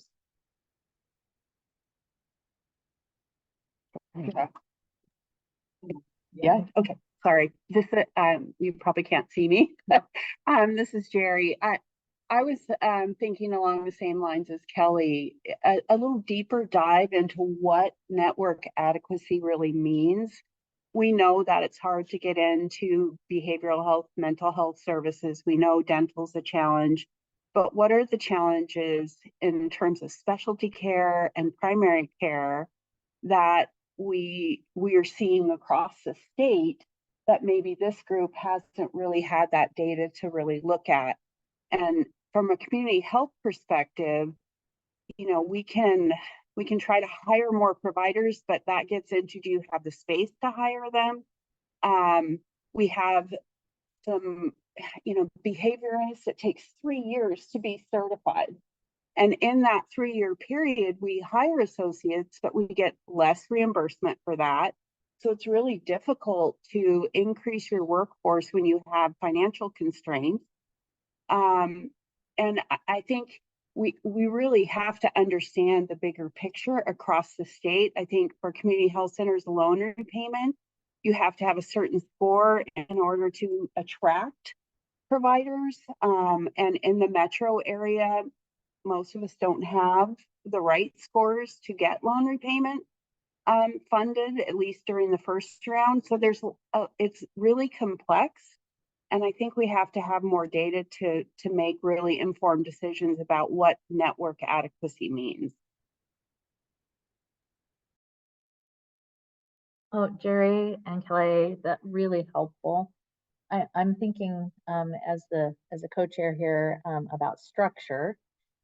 And so I wonder how committee members feel about, I really appreciate a little deeper dive, a little more data, and then on the how, I can imagine in our ombudsman subcommittee, maybe something that works hand in hand, Tony. I don't know how the OHPB, if you're doing subcommittees or not, but maybe there's an opportunity for those committees to work together or figure out if there's an opportunity for us to work together, because then that also helps the OHA staff not have to go to so many different groups. Like if we can coordinate our work a little bit more on that, maybe that's a possibility. I don't know. Those are some of my thoughts as I'm thinking about structure of like, how do we bring in some more detailed information so that we can use our time effectively in our main public meetings to have recommendations to vote on and think about on our big work product areas for this coming year. Does that make sense to folks? Who has a hand raised? It's Oh, Laura, you have your hand raised. Thank you. I did, thank you. My name is Laura McKean. I'm the Senior Director of Oral Health Services and Community Engagement with AllCare. And we are one of the CCOs down in Southern Oregon. We serve Jackson, Josephine, Curry, and the tip of Southern Douglas. And I just wanted to say, I agree with Kelly and I appreciate the conversation. I think we're dealing with so many pieces of the puzzle when we talk about network adequacy and access that it's hard just to think about containing it in one little conversation, because there's so many things that involve that. You know, as an example, if you go to the South Coast, say Brookings, Gold Beach area, which is my area, that you cannot have a baby in the hospital there. You either have to go down to Sutter Coast and Crescent City, or you have to go up to Coos Bay. There is no one to deliver a baby in Gold Beach or Brookings. And so those, there's no housing. That's another challenge we run into. So sometimes it's not easy to get providers because you can't get housing for these providers. We've had folks sign contracts and then have to leave because they couldn't find housing. So I think it would be great to take a deeper dive into it. And from a CCO perspective, I would love to just maybe come and share at some point, some ideas that we have around tackling these challenges. And then the HRSN benefit that was spoken to earlier. I mean, that is a huge rollout that the CCOs are doing. It's a big, big job, but the outcomes that we are going to provide for the Medicaid members, we almost want to hurry up and get it rolled out so we can see the data come in of how this is going to help these people, the unhoused and the at risk of being unhoused, the incarcerated population. So it's just, sometimes I wish we could just fix it tomorrow, because I'm a fix it kind of person. I want to get it done. But like I said, there's so many pieces to the puzzle that it's hard just to think about, okay, well, I'm going to get a provider in here and that's going to fix the problem, because it's just not that simple. Thank you, Laura. That was very helpful as we're thinking about structuring and presentations, where to talk about it. I love both you and Tony also talked about finding ways to share some success stories so that those success opportunities are shared across different partners, so that we can advance things that are working and support them more robustly, leverage what we know is working. And I think I know we seem to be a very action-oriented committee. So I know we like to take things that we see that are working and support them. So that was super helpful as we're thinking about how to structure these identified work plan areas. Super helpful. And I think, we're out of post time, aren't we? We are post time. I want to acknowledge Laura's other comment about potentially working with the Workforce Committee, which is a subcommittee of the Oregon Health Policy Board, and seeing if there's some crossover there to help us understand network adequacy issues. I think that's what you probably had in mind when you suggested that, Laura. But anyway, just wanted to highlight that. I see that Dr. German has his hand up. Yeah, I know we don't have much time. I was just reflecting, I really appreciate Ms. DeVore's comments and Ms. McKean's comments too. Being a primary care doc in a rural community for over a decade, and recruitment and an inability to get people to come work in this setting. Our Medicaid payment is less, and it's hard to recruit people in that setting. That's the function of our U.S. healthcare system and the silos we work in. So I think the workforce is incredibly important to this. And I want to go back and caution my comments just to the effect of not, the question of accountability being one CCO and the next is capacity and ability to do the work in that area. And it's a tall order.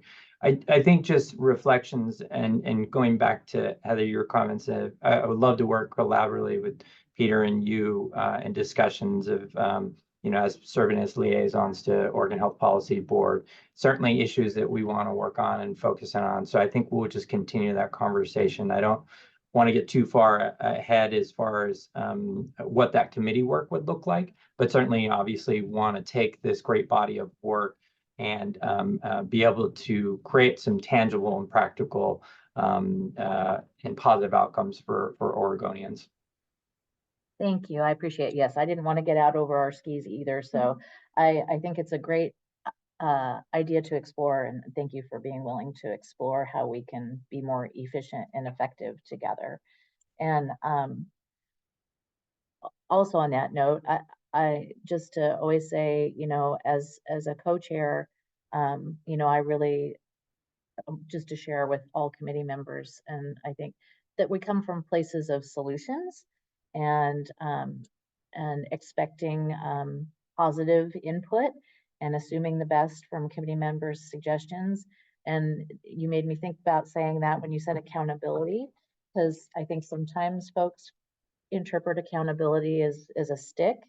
I I hope that in our advisory committee that we think of accountability as an opportunity for continuous improvement, and that it's excitement about shared learning and leveraging things that are working to help everyone achieve the best they can in the environment or pressures that they exist in. So I hope, you know, I just wanted to say that out loud because I agree with you that it's sometimes people interpret that word a little heavier than perhaps we mean it when we say it as a committee. Yeah. Does that make sense? Okay. So now I'm waxing poetically, but with that, I think if folks, again, if you have more feedback for us, we will take this back and come up with some recommendations and some ideas for moving forward our work more so. And we'll see where we go with that. And with that, our next item is oh, Lisa, thank you for being patient, is our consumer subcommittee update. And so I'm not going to do a deep intro. I'm just going to let Lisa have the floor to talk about what's happening in our, as we've mentioned, our amazing Advancing Consumer Experience Committee. Ready, Lisa? Yep. Hi. So this is Lisa Pearson. I am chair of the Advancing Consumer Experience Subcommittee of the MAC. Some people here seem to be a little bit unfamiliar with what we do. So we are the consumer and advocates forum, basically, for direct experiences with Oregon Health Plan. And we meet once a month. We met last on the 18th of June. And so we've been covering a lot of ground lately. One of the things that we'll just start off with was the same topic we've been on, which was network adequacy, especially in behavioral health. So we've been hearing, I'm in Benton County, and you know, I was hearing from Benton County and adjacent counties that people were being turned away from Benton County Health Department when they were contacting for behavioral health appointments. And, you know, I was in my CCO's local advisory committee meeting the end of last month. And, you know, a representative from the department was there, and I asked them about whether people were actually being turned away. And they said, no, that's not happening. But I had been told by, you know, people in a neighboring county who really should know that they were getting inundated by our patients from our county. So I did this kind of secret shopper informal call, you know, during the meeting, and just said, hey, you know, I'm trying to get a appointment for somebody who really needs to be, you know, have an assessment and get an appointment with a mental health counselor. To the Benton County Health Department, and was told, sorry, we're not taking patients right now, and we don't have a wait list. You're going to have to look elsewhere. So I went back to the meeting and said, hey, you know, I just talked to Benton County Health Department, and, you know, they're turning people away. And so they got the behavioral health director in, who said, you know, well, we're down 50% on staff. And so, you know, we're getting to all the emergency cases, and I was like, well, I'm not sure how you're doing that if you're not even assessing people who are calling in.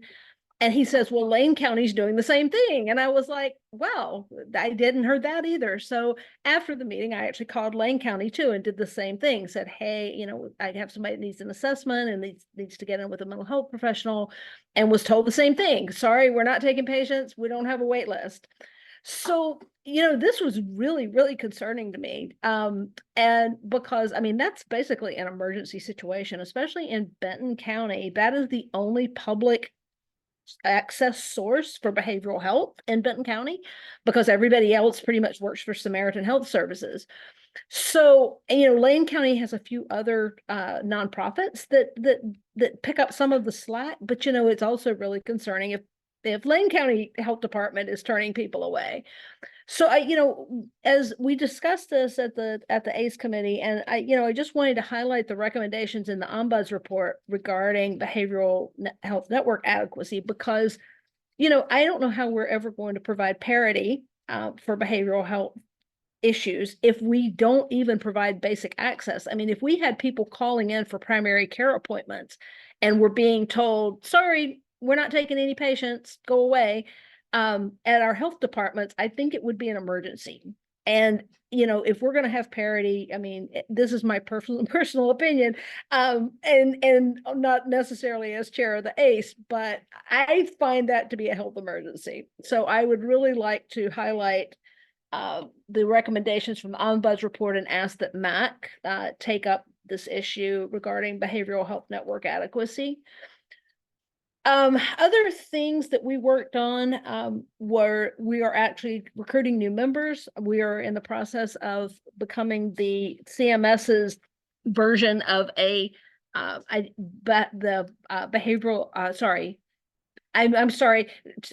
Beneficiary Advisory Council. They've changed it from BAG to BAC. So Beneficiary Advisory Council for the state of Oregon, which CMS has required every state to have one of these now.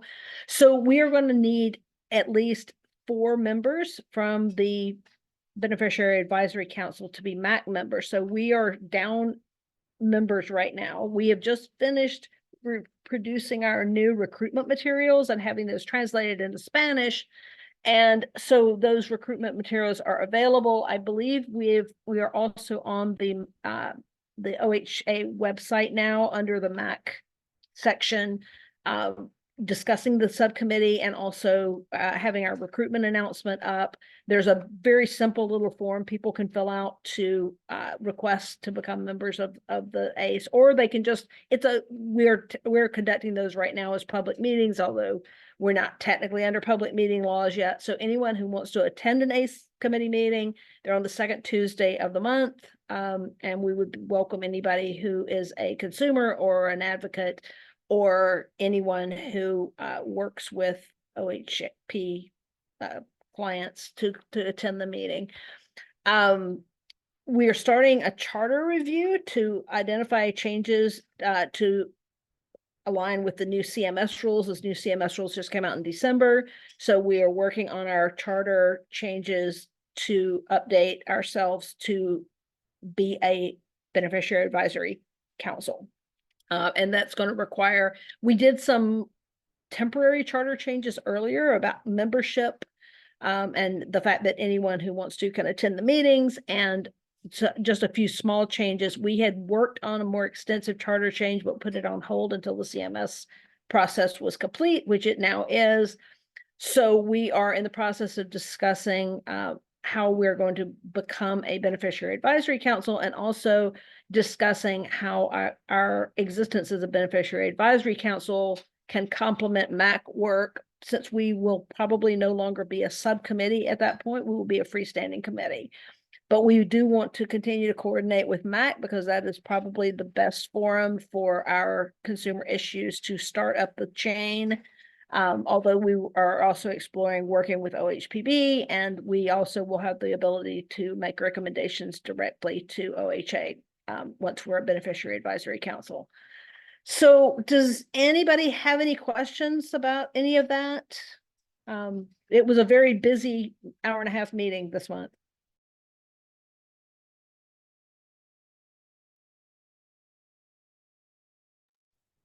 So not seeing any hands. Sarah, do you see any hands? I can't see them from this end. We don't see anything. Okay. There. All right. That's all of my presentation then. Lisa, thank you for all that work. It is just super exciting to see, and Sarah too, for your support with this group, seeing us move ahead of schedule into the upcoming new federal requirements of maturing the ACE to the back. And I'm so glad they changed that acronym to BAC instead of BAG. So that is, I'm really excited about that and really appreciate your discussion about network adequacy and how we think about that really crisis wait list problem. I think that is something that the subcommittee, maybe in the ombudsman or in the procurement piece, but maybe more in the ombudsman's piece, we could wrangle with, because that is a huge barrier, that wait list problem. So thank you for that. Really appreciate that. Okay, so with that, oh, look at this. We're ahead of schedule by a couple minutes. So I guess, I mean, we could take a tiny pause. Or do you have something you want to add, Sarah? We could. I could read the public testimony piece. That takes a minute. I think we should save it to 11:30. Okay. And then, if there's, maybe we could, take a quick look, I'm just looking ahead to see if there's something we can do for 3 minutes. And I'm afraid these things are probably likely to take more than 3 minutes. Do I dare reopen any of our last discussion?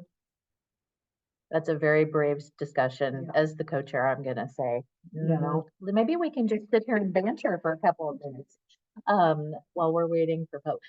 Folks, we do this because we want to make sure that many folks who attend as the public to our public meeting, they look at our agenda, and we do really try our very, very best to make sure that we start on time, because perhaps they're at work or have something else going on and they want to pop in right at that perfect moment to provide their public testimony. So we try to be very respectful of that to make sure that we're on schedule with public testimony. So we have 2 minutes to public testimony. So just hang in here with us and we'll just wait for a moment before we get started.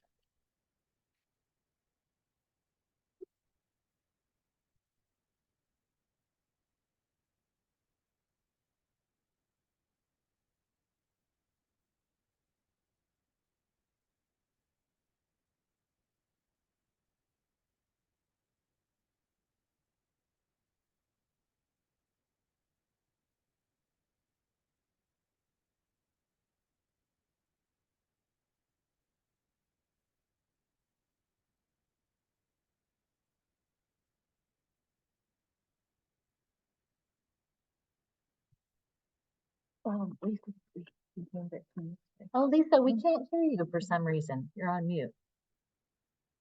Oh, still on mute.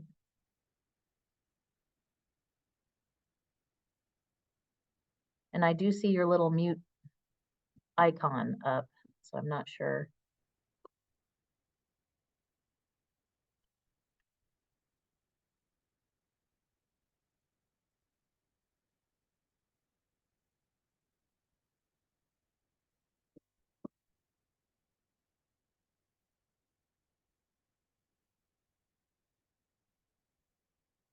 Okay, is my microphone on?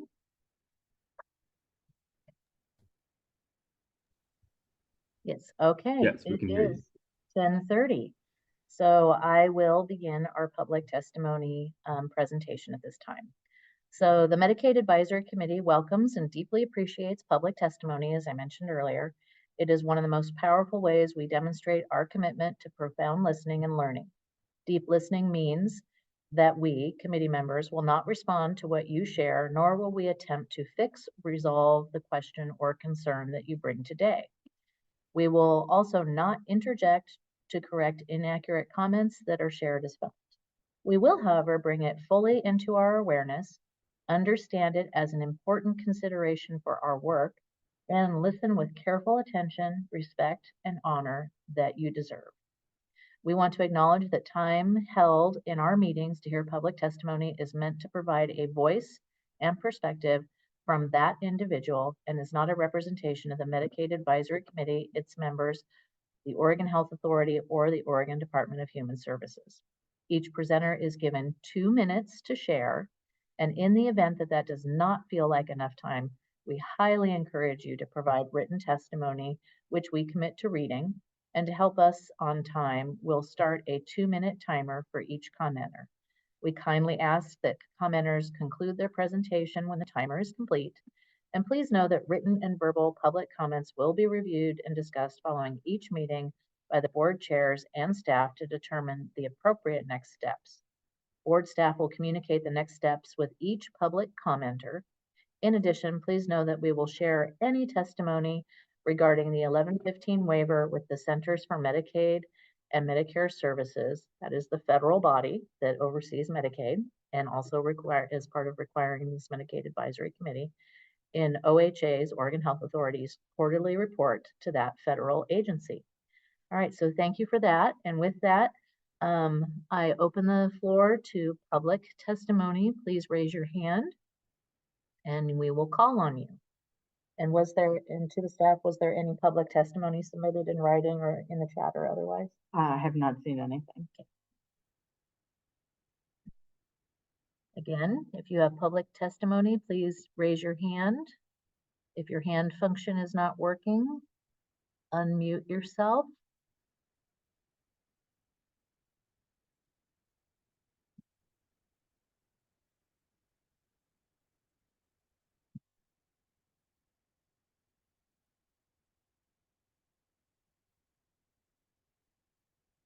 I'm watching the timer.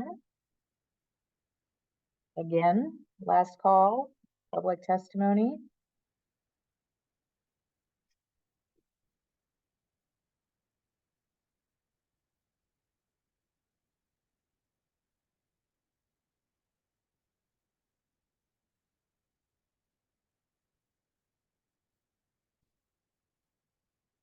Okay.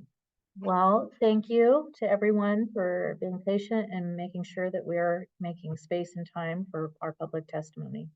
And again, if you are attending as a member of the larger community, you are always welcome to submit your questions, recommendations, testimony in writing. So please feel free to do that at any time. Okay, so with that, we will head into MAC discussion. So if folks are ready, we'll wait for the screen here.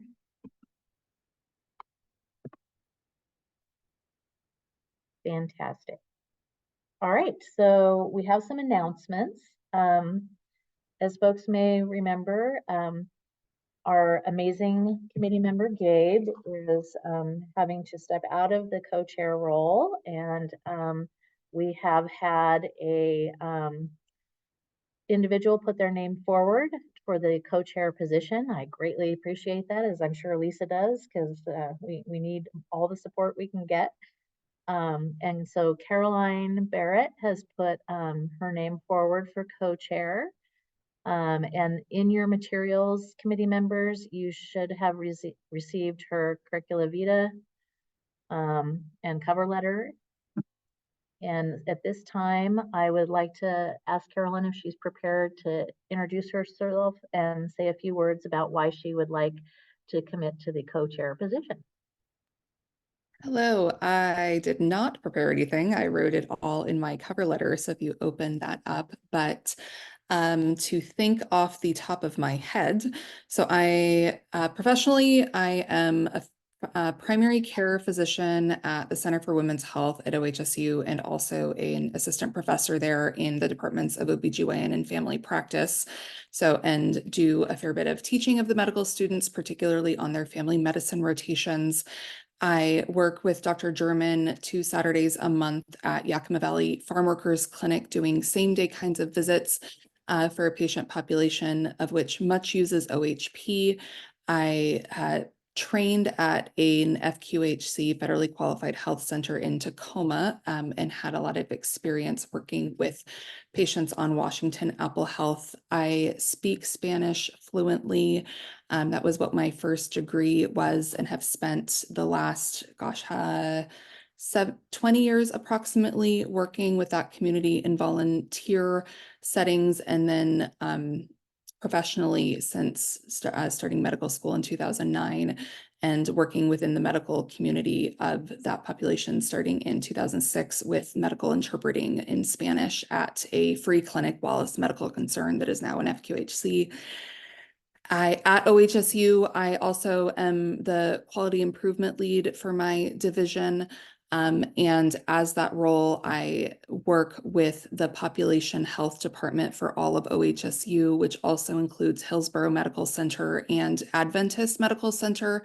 So looking at population health across, I think it's 150,000 patients. I might be making that number up, but a lot of patients, of which we have a lot of focus on metrics for our patients with OHP. So those are some kind of a lot of what I do professionally, also involved in the Oregon Academy of Family Practice Healthcare Policy Advocacy Group.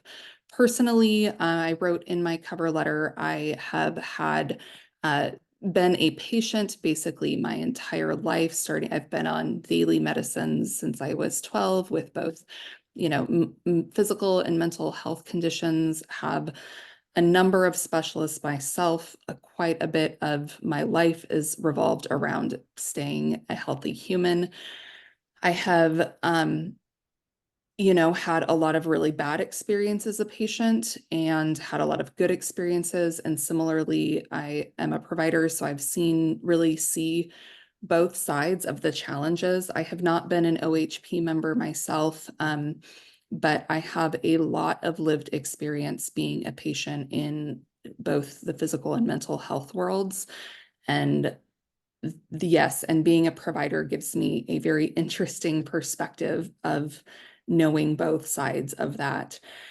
I feel very passionately about providing equitable care across patient populations, which is why I trained at an FQHC, why I am working part-time with Yakima Valley Farm Workers, why I'm a part of this committee, why I'm a part of the Oregon Academy of Family Practice Healthcare Policy, why I am working with medical students to help guide them towards kindness in their future practice. So for all of those reasons, I put my name forth for the co-chair position. Thanks for listening. Oh, Caroline, thank you so much. That was really an excellent, for not being prepared. That was an excellent, excellent presentation. Thank you so much. And so excited to have your volunteerism. Really, really appreciate that. So are there any further questions? Oh, okay. So with no further questions, I do ask for a motion to elect Caroline Barrett as co-chair of the Medicaid Advisory Committee. So moved. Second. Second. Thank you. Thank you. Thank you. Can I ask where the second came from? This is Lisa Pearson. Thank you. Thank you, Lisa. All right. Any objections? Any abstentions? Okay, thumbs up. All right, the motion carries. Excellent. I think you have to ask for 8 yays and nays. Oh, yay. Well, I did objections and abstentions. Any yays or nays? We good? Thank you, Lisa. Okay, I think the motion carries. All right, excellent. Awesome. Thank you. I am excited to jump in, keep learning, and help all together figure out how we can slowly move the ship towards small incremental improvements. That Tony and I went to a conference in April together and for family practice doctors. And one of the things I really took away from it is that, yes, things are kind of awful all around, but there are small changes happening at a lot of systems levels that end up benefiting patients in massive ways. And so that the work we're doing, making these little small successes, really matters and helps provide me with a lot of optimism about the power that we do have, even though we can't, change Congress nationally and hope get some of the things we all wish we could, but we really do have a lot of power, I think. Thank you, Caroline. I so much agree that we should celebrate our incremental changes because incremental changes are sustainable and we make a difference. And I think that's one of the most exciting things about being part of the Medicaid Advisory Committee. So thank you for your service, and it's going to be very exciting to have you and your experience as part of our co-chair and structuring wisdom. So thank you so much. Okay. So with that, just to remind folks, we are again on the hybrid meeting schedule. And some time ago, we had agreed to meet as part of that hybrid schedule in Bend in September. So I wanted to do just kind of a straw poll to see how many members might be willing to or able to travel to Bend for a September meeting. And I know some folks may have to consult their calendars, but just kind of seeing if we could get a flavor while we're all here together. Is that, just to confirm, that's the 25th, Heather? Yes. Yes.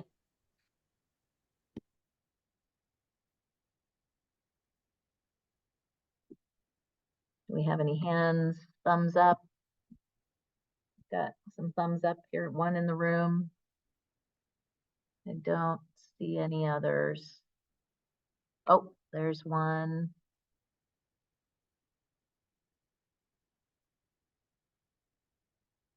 Oh, it's looking a little thin, Sarah. Okay. Well, we'll be in touch. We may revisit that decision. I'm looking for these, we've got at least one maybe. So anyway, oh, and a thumbs down. So Yeah, and September can be iffy depending on the weather, getting over the pass for Ben too. Just something to think about. Okay, we will talk about that more based on that. we have plenty of notice of our next location. Yeah, we do love to get out and see our communities and share the travel burden for folks who want to come in person. But we also know that meeting online is very convenient, and we're all very, very busy and have a lot of time constraints. So we want to respect that also. Okay, thank you. Thank you, everyone. Okay, and one last item. The staff would like the Medicaid Advisory Committee to sponsor an educational session on the ONE system, which is the system Oregon Department of Human Services and Oregon Health Authority use to determine eligibility for many services that the state provides. The session would take place virtually on Wednesday, July 24th. So again, for newer advisory committee members, because we have a hiatus of regular public meetings until September, the summer months is sometimes where we do educational informational activities just to help increase everyone's knowledge floor and be aware of what's going on within the scope of our work. So again, this suggested ONE system session would take place virtually on Wednesday, July 24th from 9 to 10 a.m. And we would invite the public and especially, of course, as I just mentioned, members of the Oregon Health Policy Board and related committee members to attend. And so I would like to call for a vote to move forward and sponsor this activity. Do I have a motion to sponsor an educational session on the ONE system? This is Hillary. I'll vote to sponsor or move to sponsor. Thank you, Hillary. Do I have a second? This is Lisa, I'll second. Thank you, Lisa. Are there any objections? Oh, Heather, I just wanted to ask a question. You said the time was, I love the idea. The timing is always challenging. And I was just curious if there's any leeway on movement for further participation. I just wonder about the time. It's tough to ask over a lunch, but 9 to 10 is hard as well. And Yeah. this is a selfish request, but if they can't, I totally understand, definitely promote this. I will defer to staff. Sarah, is there any flexibility to move this to a lunch hour? Good question. Our time constraints that morning, I'm in clinic, so I would not be able to join. I added in clinic since we didn't have a meeting. Right. That makes sense. We put it at that time because that's our usual meeting time. I'm hearing that that may not be a good time. I can confer with our the colleagues who are presenting, who would be presenting, and see if that time change would work for them. And Would it and be go ahead. possible to ask them for some options and then have a doodle poll or whatever and see what works for most people, just to have some other options perhaps? Because I'm very interested in the idea. Yes, I think that's fine. Why don't we do that? And just if I might suggest altering this vote to a vote on the concept, time to be decided.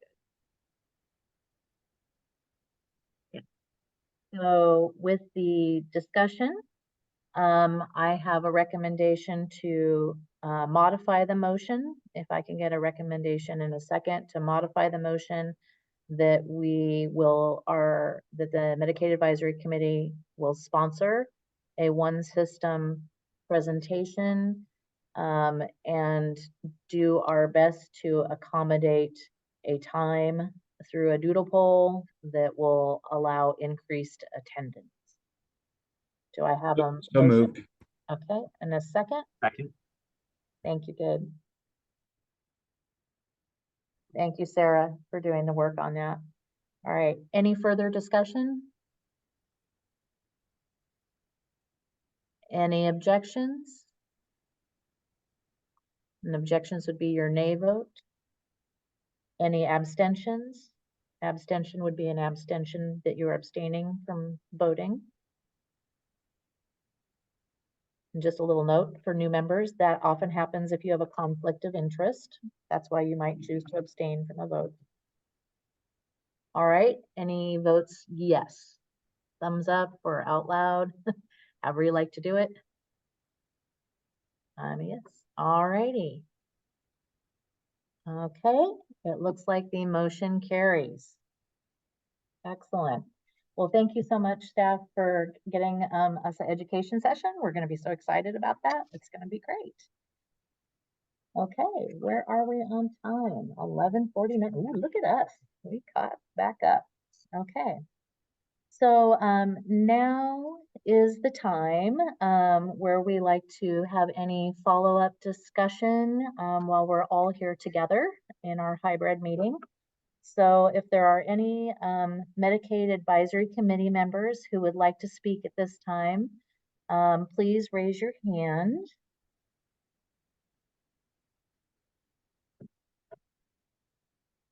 I don't see any hands in the room. I don't see any hands in the virtual room. Okay.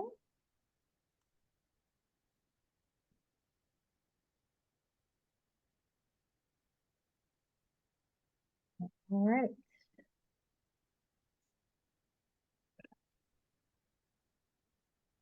Okay, so with that, I will turn, as is our habit, I will turn the meeting over to Sarah to do the plus and delta discussion. So here you go, Sarah. Thank you so much. Great.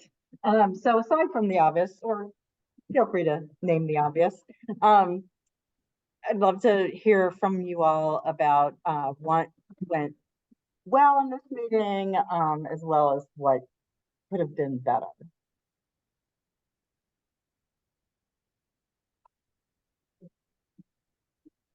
Yeah. I was just going to speak up and say that I appreciate working through the technology. So appreciation for Jordan and Sarah for dealing with the situation and making our way. And look, we caught up to the end of the agenda, so nicely done. I really appreciate, oh, sorry. No, just bringing us back to the other microphone. Go ahead. Or Just saying, I really appreciate the discussion about challenges for provider network adequacy and how it's much broader than just getting the CCOs to broaden access, that there's a lot of issues regarding housing, regarding recruitment, regarding just existence of providers. And so I appreciated that more nuanced conversation rounding things out. thanks. I see that Lisa Pearson has her hand up, and then I'll go to Gabe. Yeah, I just wanted to throw it out there. I'm wondering if the benefits of moving the meeting around to different locations outweighs the technical difficulties of having a standardized technological setup directly from OHA. I'm not sure. I mean, I understand why we would want to have meetings in different locations, but you know, being on a whole bunch of boards that move around all the time, the technology in various locations tends to really get in the way sometimes. So just throwing that out there. I don't have a firm opinion one way or the other, but Thanks for that. Appreciate it. Gabe? I just wanted to say that I also appreciated the conversation around network adequacy, and I think I think some of those conversations aren't always easy, and I like the fact that we can lean into them instead of lean away from them, because I think that's how we make progress.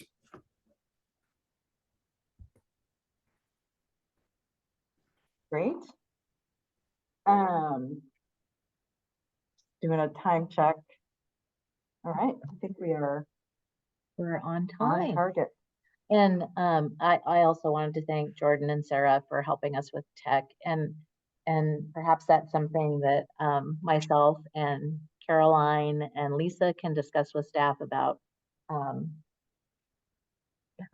supporting them and getting us some tech that is effective if we so choose to be mobile, that we have technological resources that are more effective. So we will definitely take that back to our prep meetings and see if we can come up with supportive recommendations. And then I did want to say thank you for your positive feedback on the network adequacy conversation. As a co-chair who tries to stimulate all of you to have robust discussions, that's very helpful for me and Lisa, and now Caroline, and previously Gabe. Thank you, Gabe. It's really helpful for us as we try to create a positive environment for solution supportive focused conversations. So thank you. Caroline, I note your hand. Before I forget, I do want to give a shout out to Jerry Weeks for getting us into this space.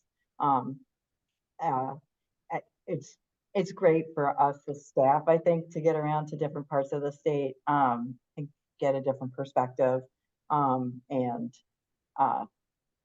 know, we'll continue to think through whether this is an experiment we want to reproduce. Caroline.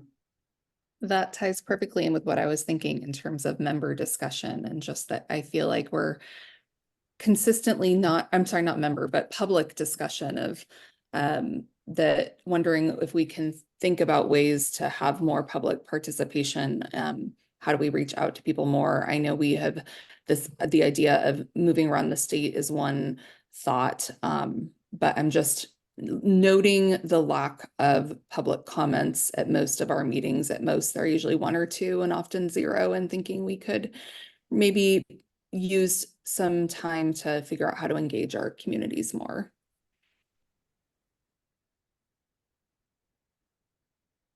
Great.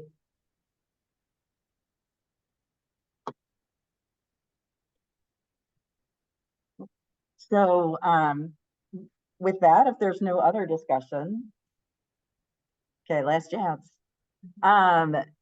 We'll meet again. We're gonna regroup a little bit and decide on where we will be in September, and we'll get back to you as soon as possible with that. But we will do that on Wednesday, September 25th at 9 a.m. And sometime in between now and then, we will have a 1-hour education session on the one system. With that, we're closed out. Thanks. Thank you, everyone. Bye. Bye. Thank you. Bye.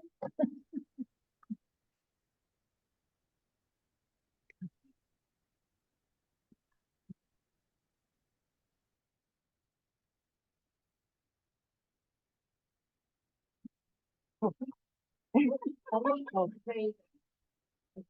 Technology works great everywhere. It doesn't work great in one organization. Yeah, it's really hidden.